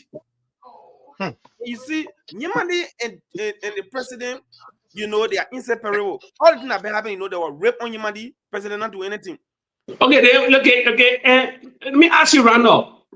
If this, let's say alleged. If this is factual, where is the legislature, the full branch of government that can summon him and impeach him rather and make the president to impeach him? How can the internal affairs minister will drag out to war? Let me answer the hard question here. Let me answer the question where you're deviating from. I'm telling you this beyond lane. Leave me money. So what tomorrow Guinea ready attack, what can we do? So this is what I want. They are mounting military. They are mounting military. Let him answer now. Let him answer, Jimmy. Let me stand with you. You be talking, see what you're talking about a rubber stance and legislation that wore yellow clothes. Then you're talking, they wear pumpkin clothes. They were in pumpkin clothes. First thing, the same day Guinea clothes, it was a flat. It was the same day the guys, someone Gafouan to can't give reason why they should not hold Gafouan content for not giving them money. They pay. Is that a serious screw, Leo? Let's be honest. So that screw right now, if they are not, if they are not who they on serious, they will have a popular hearing wave. Out of the security apparatus of the national security infrastructure of our country, there has been no briefing whatsoever to say, yeah, there was a national security hearing where you call the NSA director, you call the Minister of Defense, you call the Chief of Staff, the police, the joint security, you call them to come give the state of the nation address in terms of security. Obviously, I'm not listening to the Justice Minister yet addressing because he's the chairman of the joint security. The state of the security to give the people hope. They haven't done it yet. So I agree with you, Detroit, the legislature, we can rely on them here because they are regime collaborators. Because they don't know what to do. They can clap for you when you eat money. They clap for the public works minister for eating 20 million. They say go and say no more. So this is a group of plutocrats that have disappointed the Liberians people. And so 2029 will be repaid. What we are saying here, we are saying the real issue here is this. Nyamandi has not disputed the fact that he has a mining company, same mining company. One. Nyamandi has not disputed the fact that he and other powerful people in government, instead of mining, saying they were mining other minerals. It is other minerals the Guineans have issue with. And the same group that Leo talking about here, they cross on the other side, they cause chaos. It is that chaos also part of the response of Guinea. Guinea in attempt to react, it was how they cross. So that crossing, it was willful, it was intentional, it was purposeful. It was a counter action by them to prove to the Liberians because they don't know whether that action is an individual action. As far as they're concerned, it is Liberia's action. That is the real danger here. That was the issue that was disclosed by the minister, by Mayor Koji. OKFA has reported it. And that is the loop of the whole argument here that I want to insert. It's not something that is individual. Let me ask another hard question. Why the president went to the Mano River Union for that meeting, to Guinea for that meeting? For what purpose? No, that's the reason. In fact, he went with Yimandi. They didn't know that Yimandi is on actually. To him, he can plan food the Liberians. To him, he can plan food the Liberians, right? So what they are doing, I cannot speak to what they are doing. According to them, they have gone to mediate. Who is leading the mediation? ECOWAS, we got Mano River. Guinea is part of that Mano River. Liberia, Sierra Leone. Who is mediating? Arico is there. Who called for that? Then somebody enter your hall and rape your wife. Then they say, the ECOWAS chairman is Manabio. Why they could not go Sierra Leone to have that case? Why they could not go Arico? And you go to the same very Guinea. And I think, Honorable Dwight, one of the reasons why I have seen that the Minister of Foreign Affairs, Madam Sarah Betsoro Nyati, is dragging her feet on this is because she knows very well that this thing is personal. It's almost like a personal issue. The man took his how you call material or his equipment carried on the water to the extent that the Guinean authority even seized those how you call equipment. As we speak now, they are in Guinea.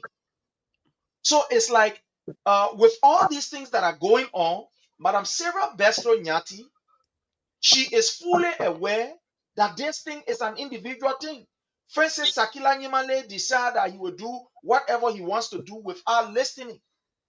Because by right, the Minister of Foreign Affairs should be leading the charge in the whole discussion here. She should be leading the charge. In fact, from the very beginning, when Liberians were deported, when Liberians were deported. She, as a foreign minister, should have been the one leading this entire conversation about who here, who not supposed to be here, and the rest of it. So the silence of the foreign affairs minister is something that must also ring bell. It's something that we must also think about. It's something that we must think about. The last thing that the president should be doing is to be going to Guinea military memo, be calling Israel, my man, can't let discuss. Can't But let's talk. Prince, Yes. why do we have Guinea embassy in Liberia or Guinea ambassador in Liberia? That's the point. That's it. the point. And why do we even have Liberian ambassador in Guinea? These are reasons, fundamental diplomatic reasons why, you know, the embassy is a representation of your sovereignty. The embassy is your presence in another jurisdiction that you cannot reach. That embassy there to seek the interests of your citizen in our country and create an avenue of business and diplomatic relationship. So in this case, therefore, if tension have arisen, the first steps to exchange of diplomatic notes. These are the first preliminary steps. But all of these things have not happened. Let me tell you another thing again. You see, I serve at the EPA, and at some point in time, I interact with the joint security. So the security people are the most deceptive people you'll find. In this period, they make a lot of money. In this period, they use covert and intelligence, and they are not answerable to anybody. So they can do strategy on both ends, both Guinea and Liberia right now. The people that are cutting the shot right now, because in this period, to be deployed to the border is a hazard zone. Risks, the possibility of death exists. So you can pay more per diem and DSA to leave your home and go deploy. So right now is an opportunity. That means he's a Scot. You know what I'm talking about. Prince Cherie, he served the highest level at the Scot in Liberia as a CC. Right? He knows what I'm talking about. So this is an opportunity for people to make money and exploit the system. What I can tell you here today, and record this, Prince, I want this to be your sound system or your intro, right? Record this.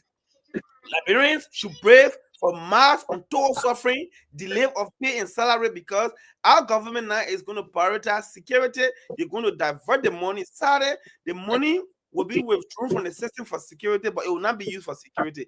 People will get rich and prices will increase in this period. Brace is not in 4 months. It's not in 3 months. It's not in 2 months. Within 1 month. Today is the 16th. Before the 16th next month, I will replay this on the show to tell you what I'm saying today. It is a conduit to exploit from our national covers to lead us to suffering. You know, when COVID happened, people suffer. When Ebola, people suffer. This one will be more than those two. Watch my war. Yeah, so definitely you are right. You know, people use this kind of situation to enrich themselves, you know, to exploit from the poor people. Like you rightly said, you know, this whole thing here that happening, security people talking about increase of budget. Already imagine we never had noise around the place. They gave NSA almost $22 million for I don't know how to call it, for whatever they gave them that money for.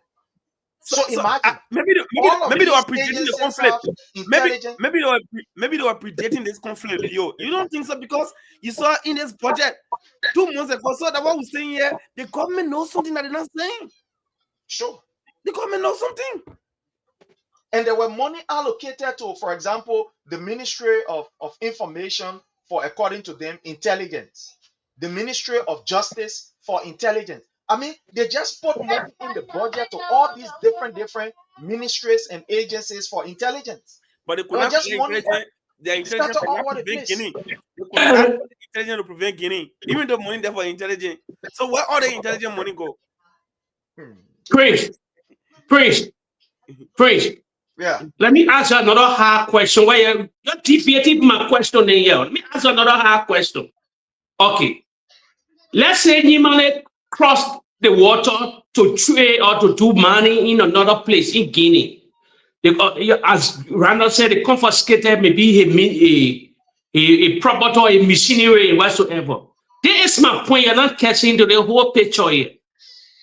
The president of Guinea, as military leader, you saw what he displayed in Guinea. Why they are mounting troops into, they can settle that dispute.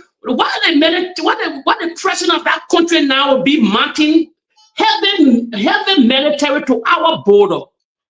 Why? Why you're not thinking about that one? Why? Okay, if anybody cross within Guinea to man, and the Guinea people seize the document, seize the machinery. They say, no, that's your area here. They will settle that region out, that province, they will settle that dispute. But why the Guinea president now instructed his military hierarchy, the general, whatsoever. So you carry everything that mounted to the already in preparation. You see what you go to the Guinean news thing. You don't look at the Facebook. No, you don't look at Facebook. You go to Guinea real news. Why they mounting thousands of manpower with ammo car, all this imagine the Liberian border? Why you're not answering that question?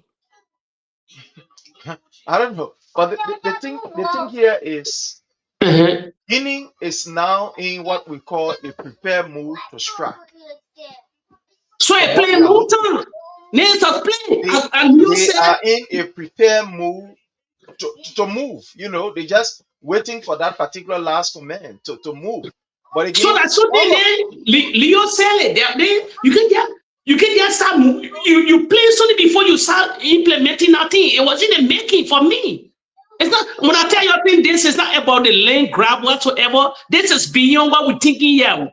Me, I got an ego. I'll tell people here. I believe.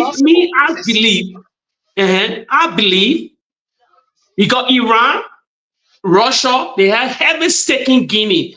Have the big millions of dollar investment in Guinea. In Guinea, the Podo, whatsoever. Anybody can fact check what I'm saying here. So what I'm thinking here too, because we are allied to the America, we allied. You're not looking at that other picture. Clearly, it could be because Doumbouya is radical. Steve was radical. He's trying to flex his muscle. Because he can't flex that muscle himself alone. Because he know Malo Bio is an ex-general too. He know Labrador lean dog. We have a weak president. He know they see we don't have a military. Our borders are weak. He knows it. He knows that. He knows that in Georgia time, he knows Georgia are having serious affiliation with the Israeli Prime Minister Benjamin Netanyahu. And so we run straight to come to our aid. We're taking guns from Turkey. If something goes down between Liberia and Guinea, you think Turkey will supply Liberia with and Turkey is a Muslim nation? You're not looking at that aspect. It's time for Liberia to get awareness to the American embassy. How can Guinea be? You're leaving him on the story yet. You're going to leave him on the story. I told Liberia. Awareness. This time should test our so-called relationship with America. What we say they are our allies. Yeah, but we got no. Our diplomatic, the Sarah Besto Nyanti. Oh, they start calling the mission in now. Start calling warehouse and other things there. Guinea crossing. ECOWAS not making no statement. ECOWAS not making no statement. Firestone is in Liberia for over 100 years. America does whatever she wants in our country. Do we have to beg America at this point if we have a relationship with them? You see, most of the time we mislead ourselves. A few days ago, a ship was gone down because of our so-called relationship. So at this point, should we even beg America? Should we beg America? Or it should be a legitimate entitlement? Yeah. Let me just chime in right here, right? I would not blame America. I would not blame America. But on this whole Guinea issue, what has come from the American embassy? Nothing. No statement. No, nothing. And that's somewhere I'm going with this. What has come from the Guinean embassy is nothing. I'm hearing myself. I don't know if we can mute, please. Yeah, me too. I hear myself. Okay, yeah. Go ahead. When President Bouakai came in, immediately he started doing business with the Russians. Oh no, he was called. Americans called him and told him that he was trending the wrong path. And he proceeded. As a matter of fact, he started doing business with the Chinese. Yes. Let's be frank here, right? Americans see things before you see it. They are not stupid. We can't be claiming these people our big brother or big whoever it is, and you are going immediately doing business with the people enemy. And when things happen, you say, "Oh yeah, America is not coming to our aid." But let me just tell you, on this whole Guinea issue, let me just on it from my perspective. President Bouakai is in a cahoot. President Bouaka knows what's going on. He and Sakina Jemale, they know what's going on. Look, this is not a mistake. That $20 million home, $10 million home that's in Koya is a strategic placement. President Bouaka will seek again. Like my brother said, Ronald said, Jake said, your call this tip. President Bouaka is going to cause serious chaos in Liberia, for which he is going to use it as an entry point for asylum. President Bouaka is going to run away through that 4-year era to go into Guinea. So he's going to make amends. Just like the people now, oh no, you're ease off on the border issue. The way I will need you to come in, in case it goes bad, you can't take me because I'll already be in 4 years. President Bouaka is going to Guinea not to because oh, just the issue don't come out. No. What is happening now? President Bouaka is going to even more strategically when people say, look, I understand what's going on. You're coming to the border and know that your land, you will get your land. And the president, a bigger issue is going to come in 2028, 2029, where I will need your services to even run into the border because I will already be close by to my mansion. You just can't leave me there or you just can't take me from there and I can seek asylum in York. I'm telling you, why the heavy chaos will be going to Labrador because guess what? AFL will not sit down there for Bouaka to plunge our country into chaos. Where is the ruling government at the day of the day? Look, there are a lot of AFL that's opposing this government right now as I talk to you. There are few other guys that are in Liberia right now willing to just take a barrel of the gun by the announcement of one person. And this is not George Weah, by the way. This is not George Weah. So either way, Bouaka know 2029 is going to be a difficult one for you. So what? Again, he is conferences with Guinea now to say, you know what? The people that see that it's a border issue, but we need more in 2029. I digress. Thank you. Let's quickly move on to this and we'll close on it. Of recent, we saw what has been happening with this issue of Sam Jackson. He lost his wife, and just in a split second, police deploy at his place, asking that they want to do some, investigation in his area without any legal document. And the whole thing just escalated. We looked the next day and said, Mamadi man is a man of interest. The person of interest from there is saying, Mamadi man are suspect. And he is being held at the police station for, questioning, subsequently taking him to the court after the 48-hour, time that they have to hold him. What is happening? Let's understand. Honorable Dubayu, I want to start with you. What is going on with this issue? What are you understanding? What are you getting from what is happening? So let me start with this. And be very, very unambiguous, unbiased, and very categorical. These are rhetorical questions. Is Mr. Jackson guilty of the murder of his wife?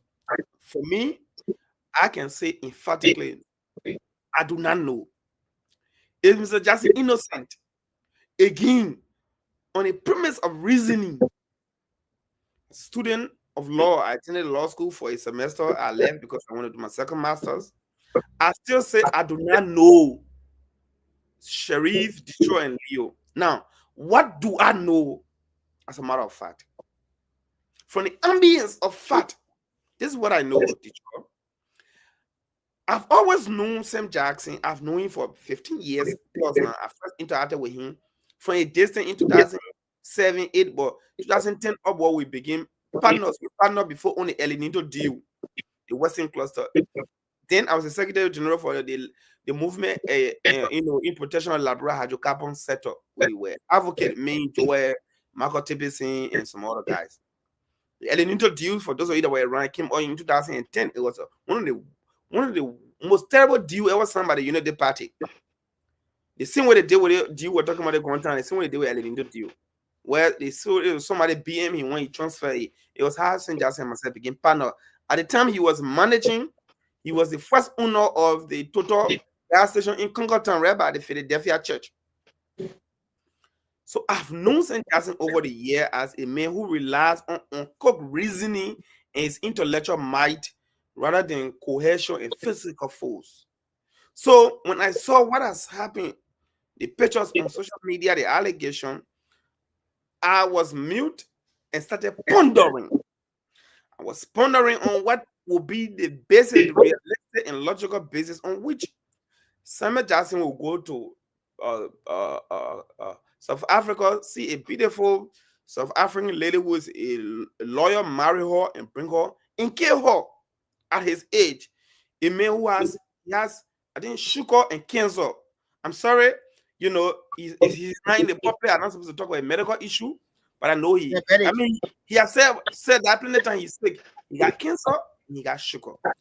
Teacher, I'm also wondering, you know, and I know beyond all reasonable that Samuel loves his wife. He shows her everywhere and carry her all around the world. But in spite of my worry, in spite of my critical thing, I also know that we are humans. And people say anything can happen. And I don't disagree with the fact that we are humans. Anything can happen. Matter of fact, when at the first degree level, I did sociology, or later on I switched from social science to natural science. In sociology, we believe that natural science is difficult than physical science because human behavior is fluctuative. There's no calculator to calculate why did you love his wife. The reason why you love your wife is different from the reason why you will hate her tomorrow. So the dynamism of human behavior, social science believes that's the reason why. Because 2 + 2 natural science will always be 4. But the reason why you love your woman today is different from the reason why you hate her tomorrow. Since there is no calculator to calculate human behavior and the way society orbit or spins around, it makes it difficult. So I'm saying that human, so it's likely. But this is what I want to say, right? This is what I want to say. I think the evidence against Samuel Jackson should be meticulously examined, vertically structured, and demonstrated with such precision and ambiguity to the extent that it will present clarity that will leave no room for any reasonable doubt. Because for somebody to be accused of murder, he said it has to be proven beyond all reasonable doubt. Until then, I want to say, those who believe that Samuel killed his wife, you can believe it, but I'll be the last to believe that. Why? Because these very people who believe today that Samuel killed his wife were the same people who yesterday did not believe that it was Mususko who killed Shala. So yesterday you did not believe, even though Musu said she was in the house, she said she did pepper spray, so she became a witness. All scientific evidence point towards there was no intrusion. They look at the horse, they look at everything. That horse she had, it was built during Charles Sutherland as justice minister. Is she there? She got a place there that boom, she built it up. Boom, they can't even do it, but somebody entered criminally. So everything pointed at her. The group today who says Samuel should be investigated and blah blah blah. Well, the group who yesterday said there's no need for investigation. Again, those who want to believe that Samuel K. West can believe. But I will ask a question. Where was the police with their hasty investigation when there was, in this case, there's no complaining? Again, I don't emphasize that there's no complaining in this case. Nobody complains, Samuel to say, oh, son, we just saw police deployment. Nobody complained, no complaining. But I know of a complaining by a little girl that was raped to Ministry of Youth and Sport, raped by a minister. A complaining, a victim visibly before you, you could not make any effort. Just quite recently, a pastor raped a boy who died. The pictures of all around, no arrest has been made. Several rape and sodomy all around the country. Government is not in his. No forensic. Today, I'm happy that our government has a forensic team that they are going to Samuel's house. So what I have to say on this whole Samuel issue, I'm asking myself, why is it when people rape, nobody goes after them? But those people who rape, who sodomize, they are government supporter. But why is it when Samuel is grieving his wife? And matter of fact, there are evidence that this lady has been suffering from seizure all around the world. She was taken to the US and other places. Why is it friends coming up talking to those friends when they were abused yesterday? Why did they not say it? I saw WhatsApp message. They say they get to the South African embassy. So the embassy have to wait until their citizen die before they disclose that message. So in my mind, there are many questions here than answer. But what do I want? I want justice. I'm not here to back Samuel Jackson if he did that. I'm here to back law, justice. Justice should not be for selected few. justice should be for all men. Justice should be for the poor little boy who was raped, sodomized. 7 men. Where there was no forensic, now you get forensic team. Now, lastly, to conclude, I listened to the police spokesman. On the same day, like Joseph Boakai went to the Capitol and said they were arrested. It seemed they were out in a prima facie, scientifically induced evidence. My good friend, Brother Sam Collins, said this case is a homicide. Homicide is being killed by somebody else. So, on what basis? Why, if that case, which type of homicide? Defensive homicide or a blatant homicide was done, criminal homicide, that was done, intentionally because it can be criminal. Let's say, for instance, a year right now, somebody entered your house. In my house, they decide to harm me. If I kill them, that defensive homicide. Criminal homicide is you come in and you kill me for no reason. It could be criminal. So we don't know. It's just a homicide. Which type of homicide we don't know. Why if it is a murder? Why if it was suicide? Why if it was a suicide, patricide? Because when there are different type of size that you don't know, but you jump on in less one day just by visiting the crime scene. Now, after you visited the crime scene, you said it was a homicide. You've gone back on that same scene 2 different times. So if your initial visit was so conclusive that you said it was homicide, why are you going back there? So these are my preliminary critical stance on this issue for now. I think the government is hasty. The government is prejudicing this whole case, but in the end, we want justice for both ends. That's my conclusion. Thank you. And you well said, my brother. Let me just tell you something. You see me, I like to look at things from the day before. And again, I see somebody is trying to frame Uncle Sam here. And you're listening to me. Somebody is trying to frame him. Uncle Sam left for a radio station. I'm taking the man by his word. 8 a.m. he left, did his radio, which are facts, is there. The evidence are there. Went for an interview, came back, met his wife in cold blood. He said, semi-responsive, meaning she was either dead or she was somehow, cognizant of what she was somehow responsive, right? But this is my worry, this is my concern, my brother Ronald. Yeah. Anything that look like a high CDC on this government must come for you either way. This particular government, and I know where I'm going with this conversation. 2 days before Samuel Jackson was on Spoon, vehemently calling out Joseph Boakai for his all the wrongdoing. And he said, I know y'all will come for me. 2 days ago, 2 days before that scene, Samuel Jackson said, I know y'all will come for me. You think I know the people always went trying to get to me? This was Spoon last week. Fast forward, his wife is dead. This is one thing we don't practice. Did you see the scene of the police when they went there? Those guys was fortified, armed to the teeth to go catch a 73-year-old man. I'm talking over 30 LeBron policemen gathered in front of the Memphis around, barricaded the place. Call the thing a crime scene before it is even pronounced by a crime scene. Who is authorized to call a crime scene? When forensic have not been there. When other homicide or intelligence have not been there. When the licensed pathologists have not pronounced that. Not AFL, but police is there. Gregory Como is already sending people to go get the ban. But guess what? When he was collected the very first time taken for questioning, there were people in his house already. Oh, yeah. Yeah. When he was arrested, or not arrested, but he was called for the initial questioning, those guys were in the Pape house. Now, who can tell me what could have been planted there? And this is, I'm not saying whether it happened or it didn't happen. I'm not calling Uncle Sam guilty or innocent to this thing. That's what I'm saying. But I'm just looking at the leadings, the kind of hands that are playing. Even if this man was innocent, he's already guilty. Because why? AFL has gone in there. Gregory Como has sent people in the house. Wherever the tampering, wherever they play with there, it's not going to go against Uncle Sam. I'm just praying that this thing go out the right way. While we sit here also, we will also extend our condolences to the bereaved family, But this thing is not looking well. President Boakai, anybody that speak against this government, he must come for you. Yeah, he will. And just 30 seconds, right? On the other side, to be honest with Detroit before he come in.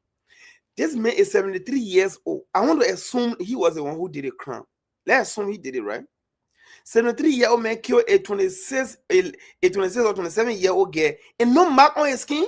Mama, you killing somebody energetic like that? And no, let's assume even if you killing you, and the man is killing limpy. He even limpy. The man, Uncle Sam doesn't. He's not able to stay on a feet for more than 30 minutes. For more than 10 minutes after he doesn't. He fought a swallow of big beat. That brother is a big beat. He not understand for more than 10 minutes. Detroit. That man is able to kill that girl and bruises without any fight back. Women always get long nails, no mark on his skin. Yeah. So I just leave it with you, Detroit. Yeah, let me say something. You know, I'm sorry for my country because the Unity Party divided the country from the George Weah era. Today, you see the division. Or therefore, somebody, the whole country, they divided. The Unity Party on one side, the opposition on one side, because they started the division. I tell people, if we crumble to war, let me blame. That's why I let George Weah say, "One of my words, there will be no checkpoint." Under the Unity Party, we crawl into war, we crawl into everything negative in our country. We went backward. Reality. Now, how the country was looking before. When George Weah assumed the presidency, they got started negativity. They started dividing the country with hate pieces. All the newspaper name. They had all surrogated. Geneton Pelele, the Henry Costa, all these bunch of liars and whosoever, the propagandists. They spread ourselves on social media. They cajole and Liberian people for 5 good years. They brought serious division to the land. Today, you see the division. As Randall said, the Guru Musaska case, everything that went on, Lion Jefferson coaching, doing this one, volley, all of them. Today, it's sad for the next generation of Liberians. I see the country coming into war. The country on a serious backdrop. Let me tell you the reality, you're lucky or not. We all pledge allegiance to that country. It's so sad. The country is divided. As Leo said, it's a political vision. Let me tell you, because he's a serious critic. He criticized the government. He criticized this particular government in any form. So they having the use the opportunity. I'm gonna go in and who kill, who don't kill. No, but the way the government, the way the RG handling the case. If you see the RG, the last interview before he get in a car, he was not in the police uniform. They were journalists asking questions. You can know straight there's a political vision. They would do anything possible to, even he ain't kill a word.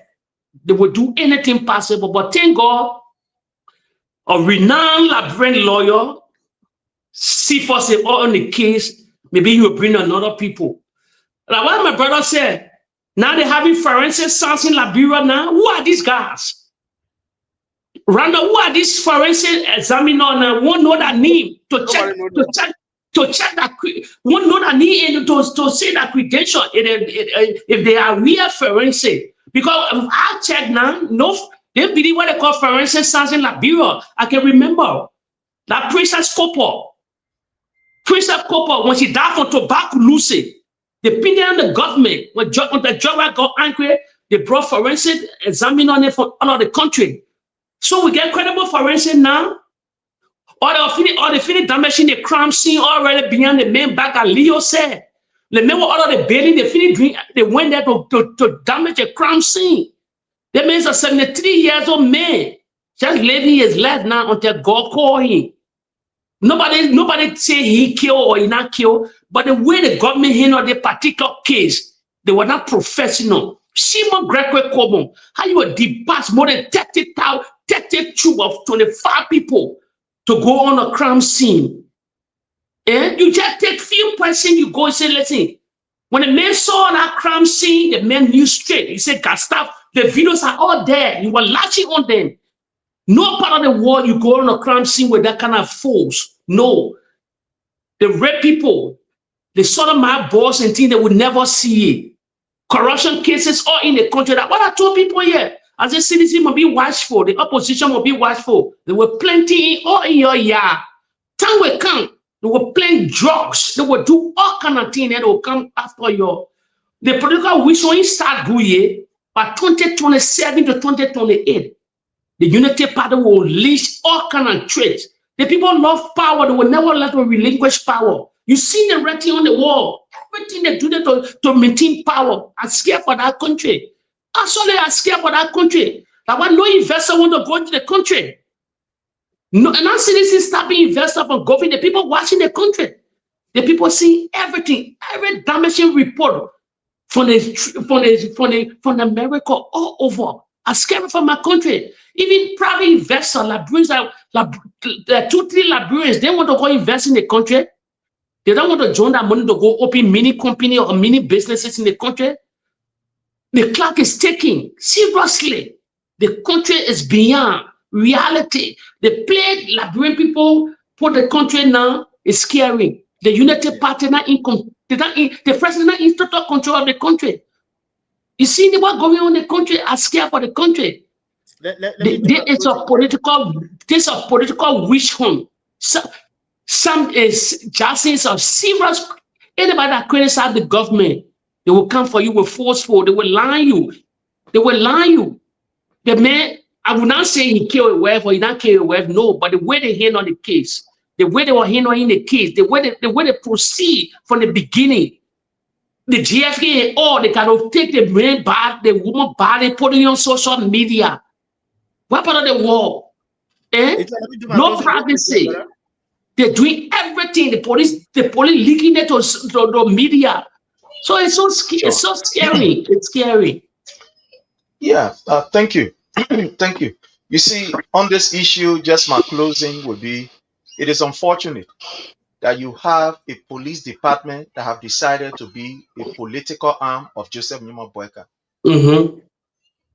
Look at such a very, very humiliating and very disgracing picture that was released by, Gregory Coleman.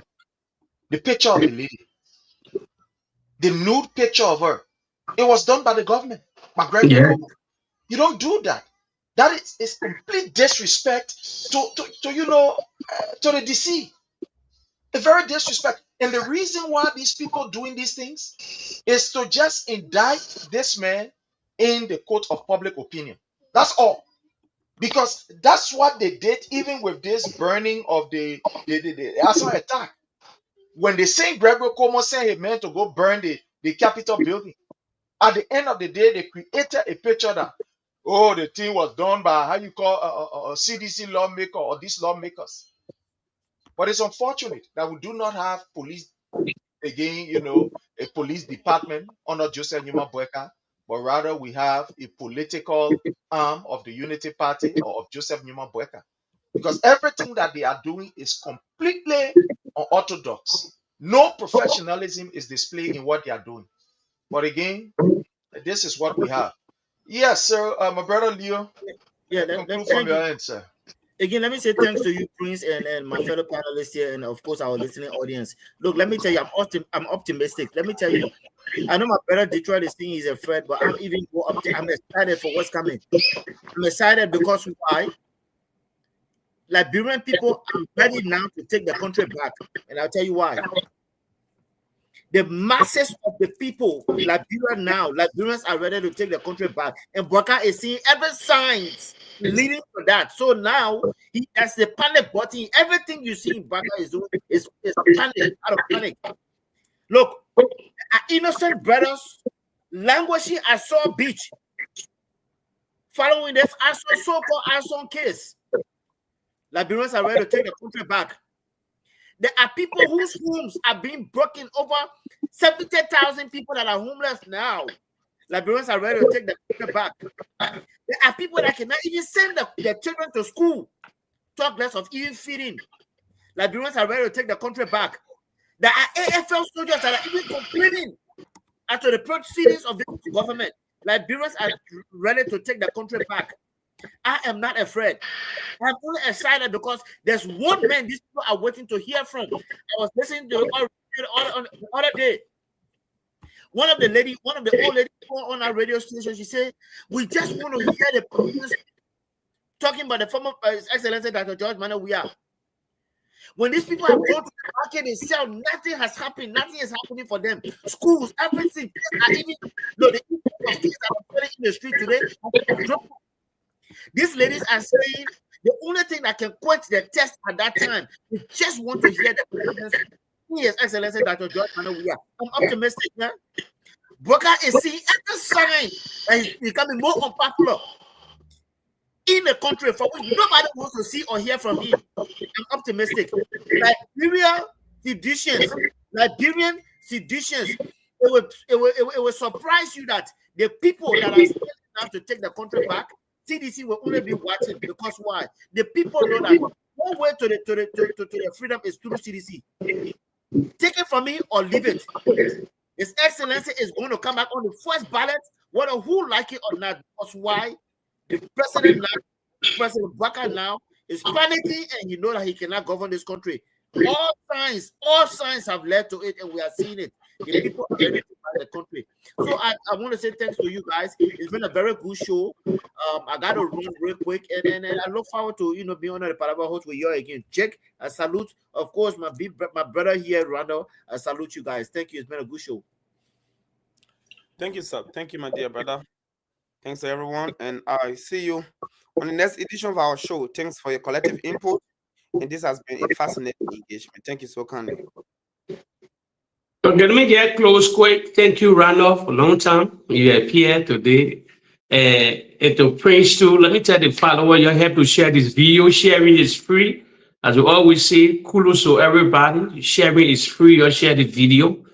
For me, I have a little fear because I know the Unity Party love power.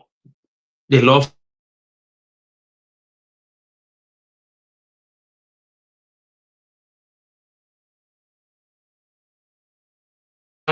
to hinder the peace of that country. They can use. We want to encourage those who want to remain corrupt and steal money, that I beg them. The money should be used to bless our people. Thank you and God bless.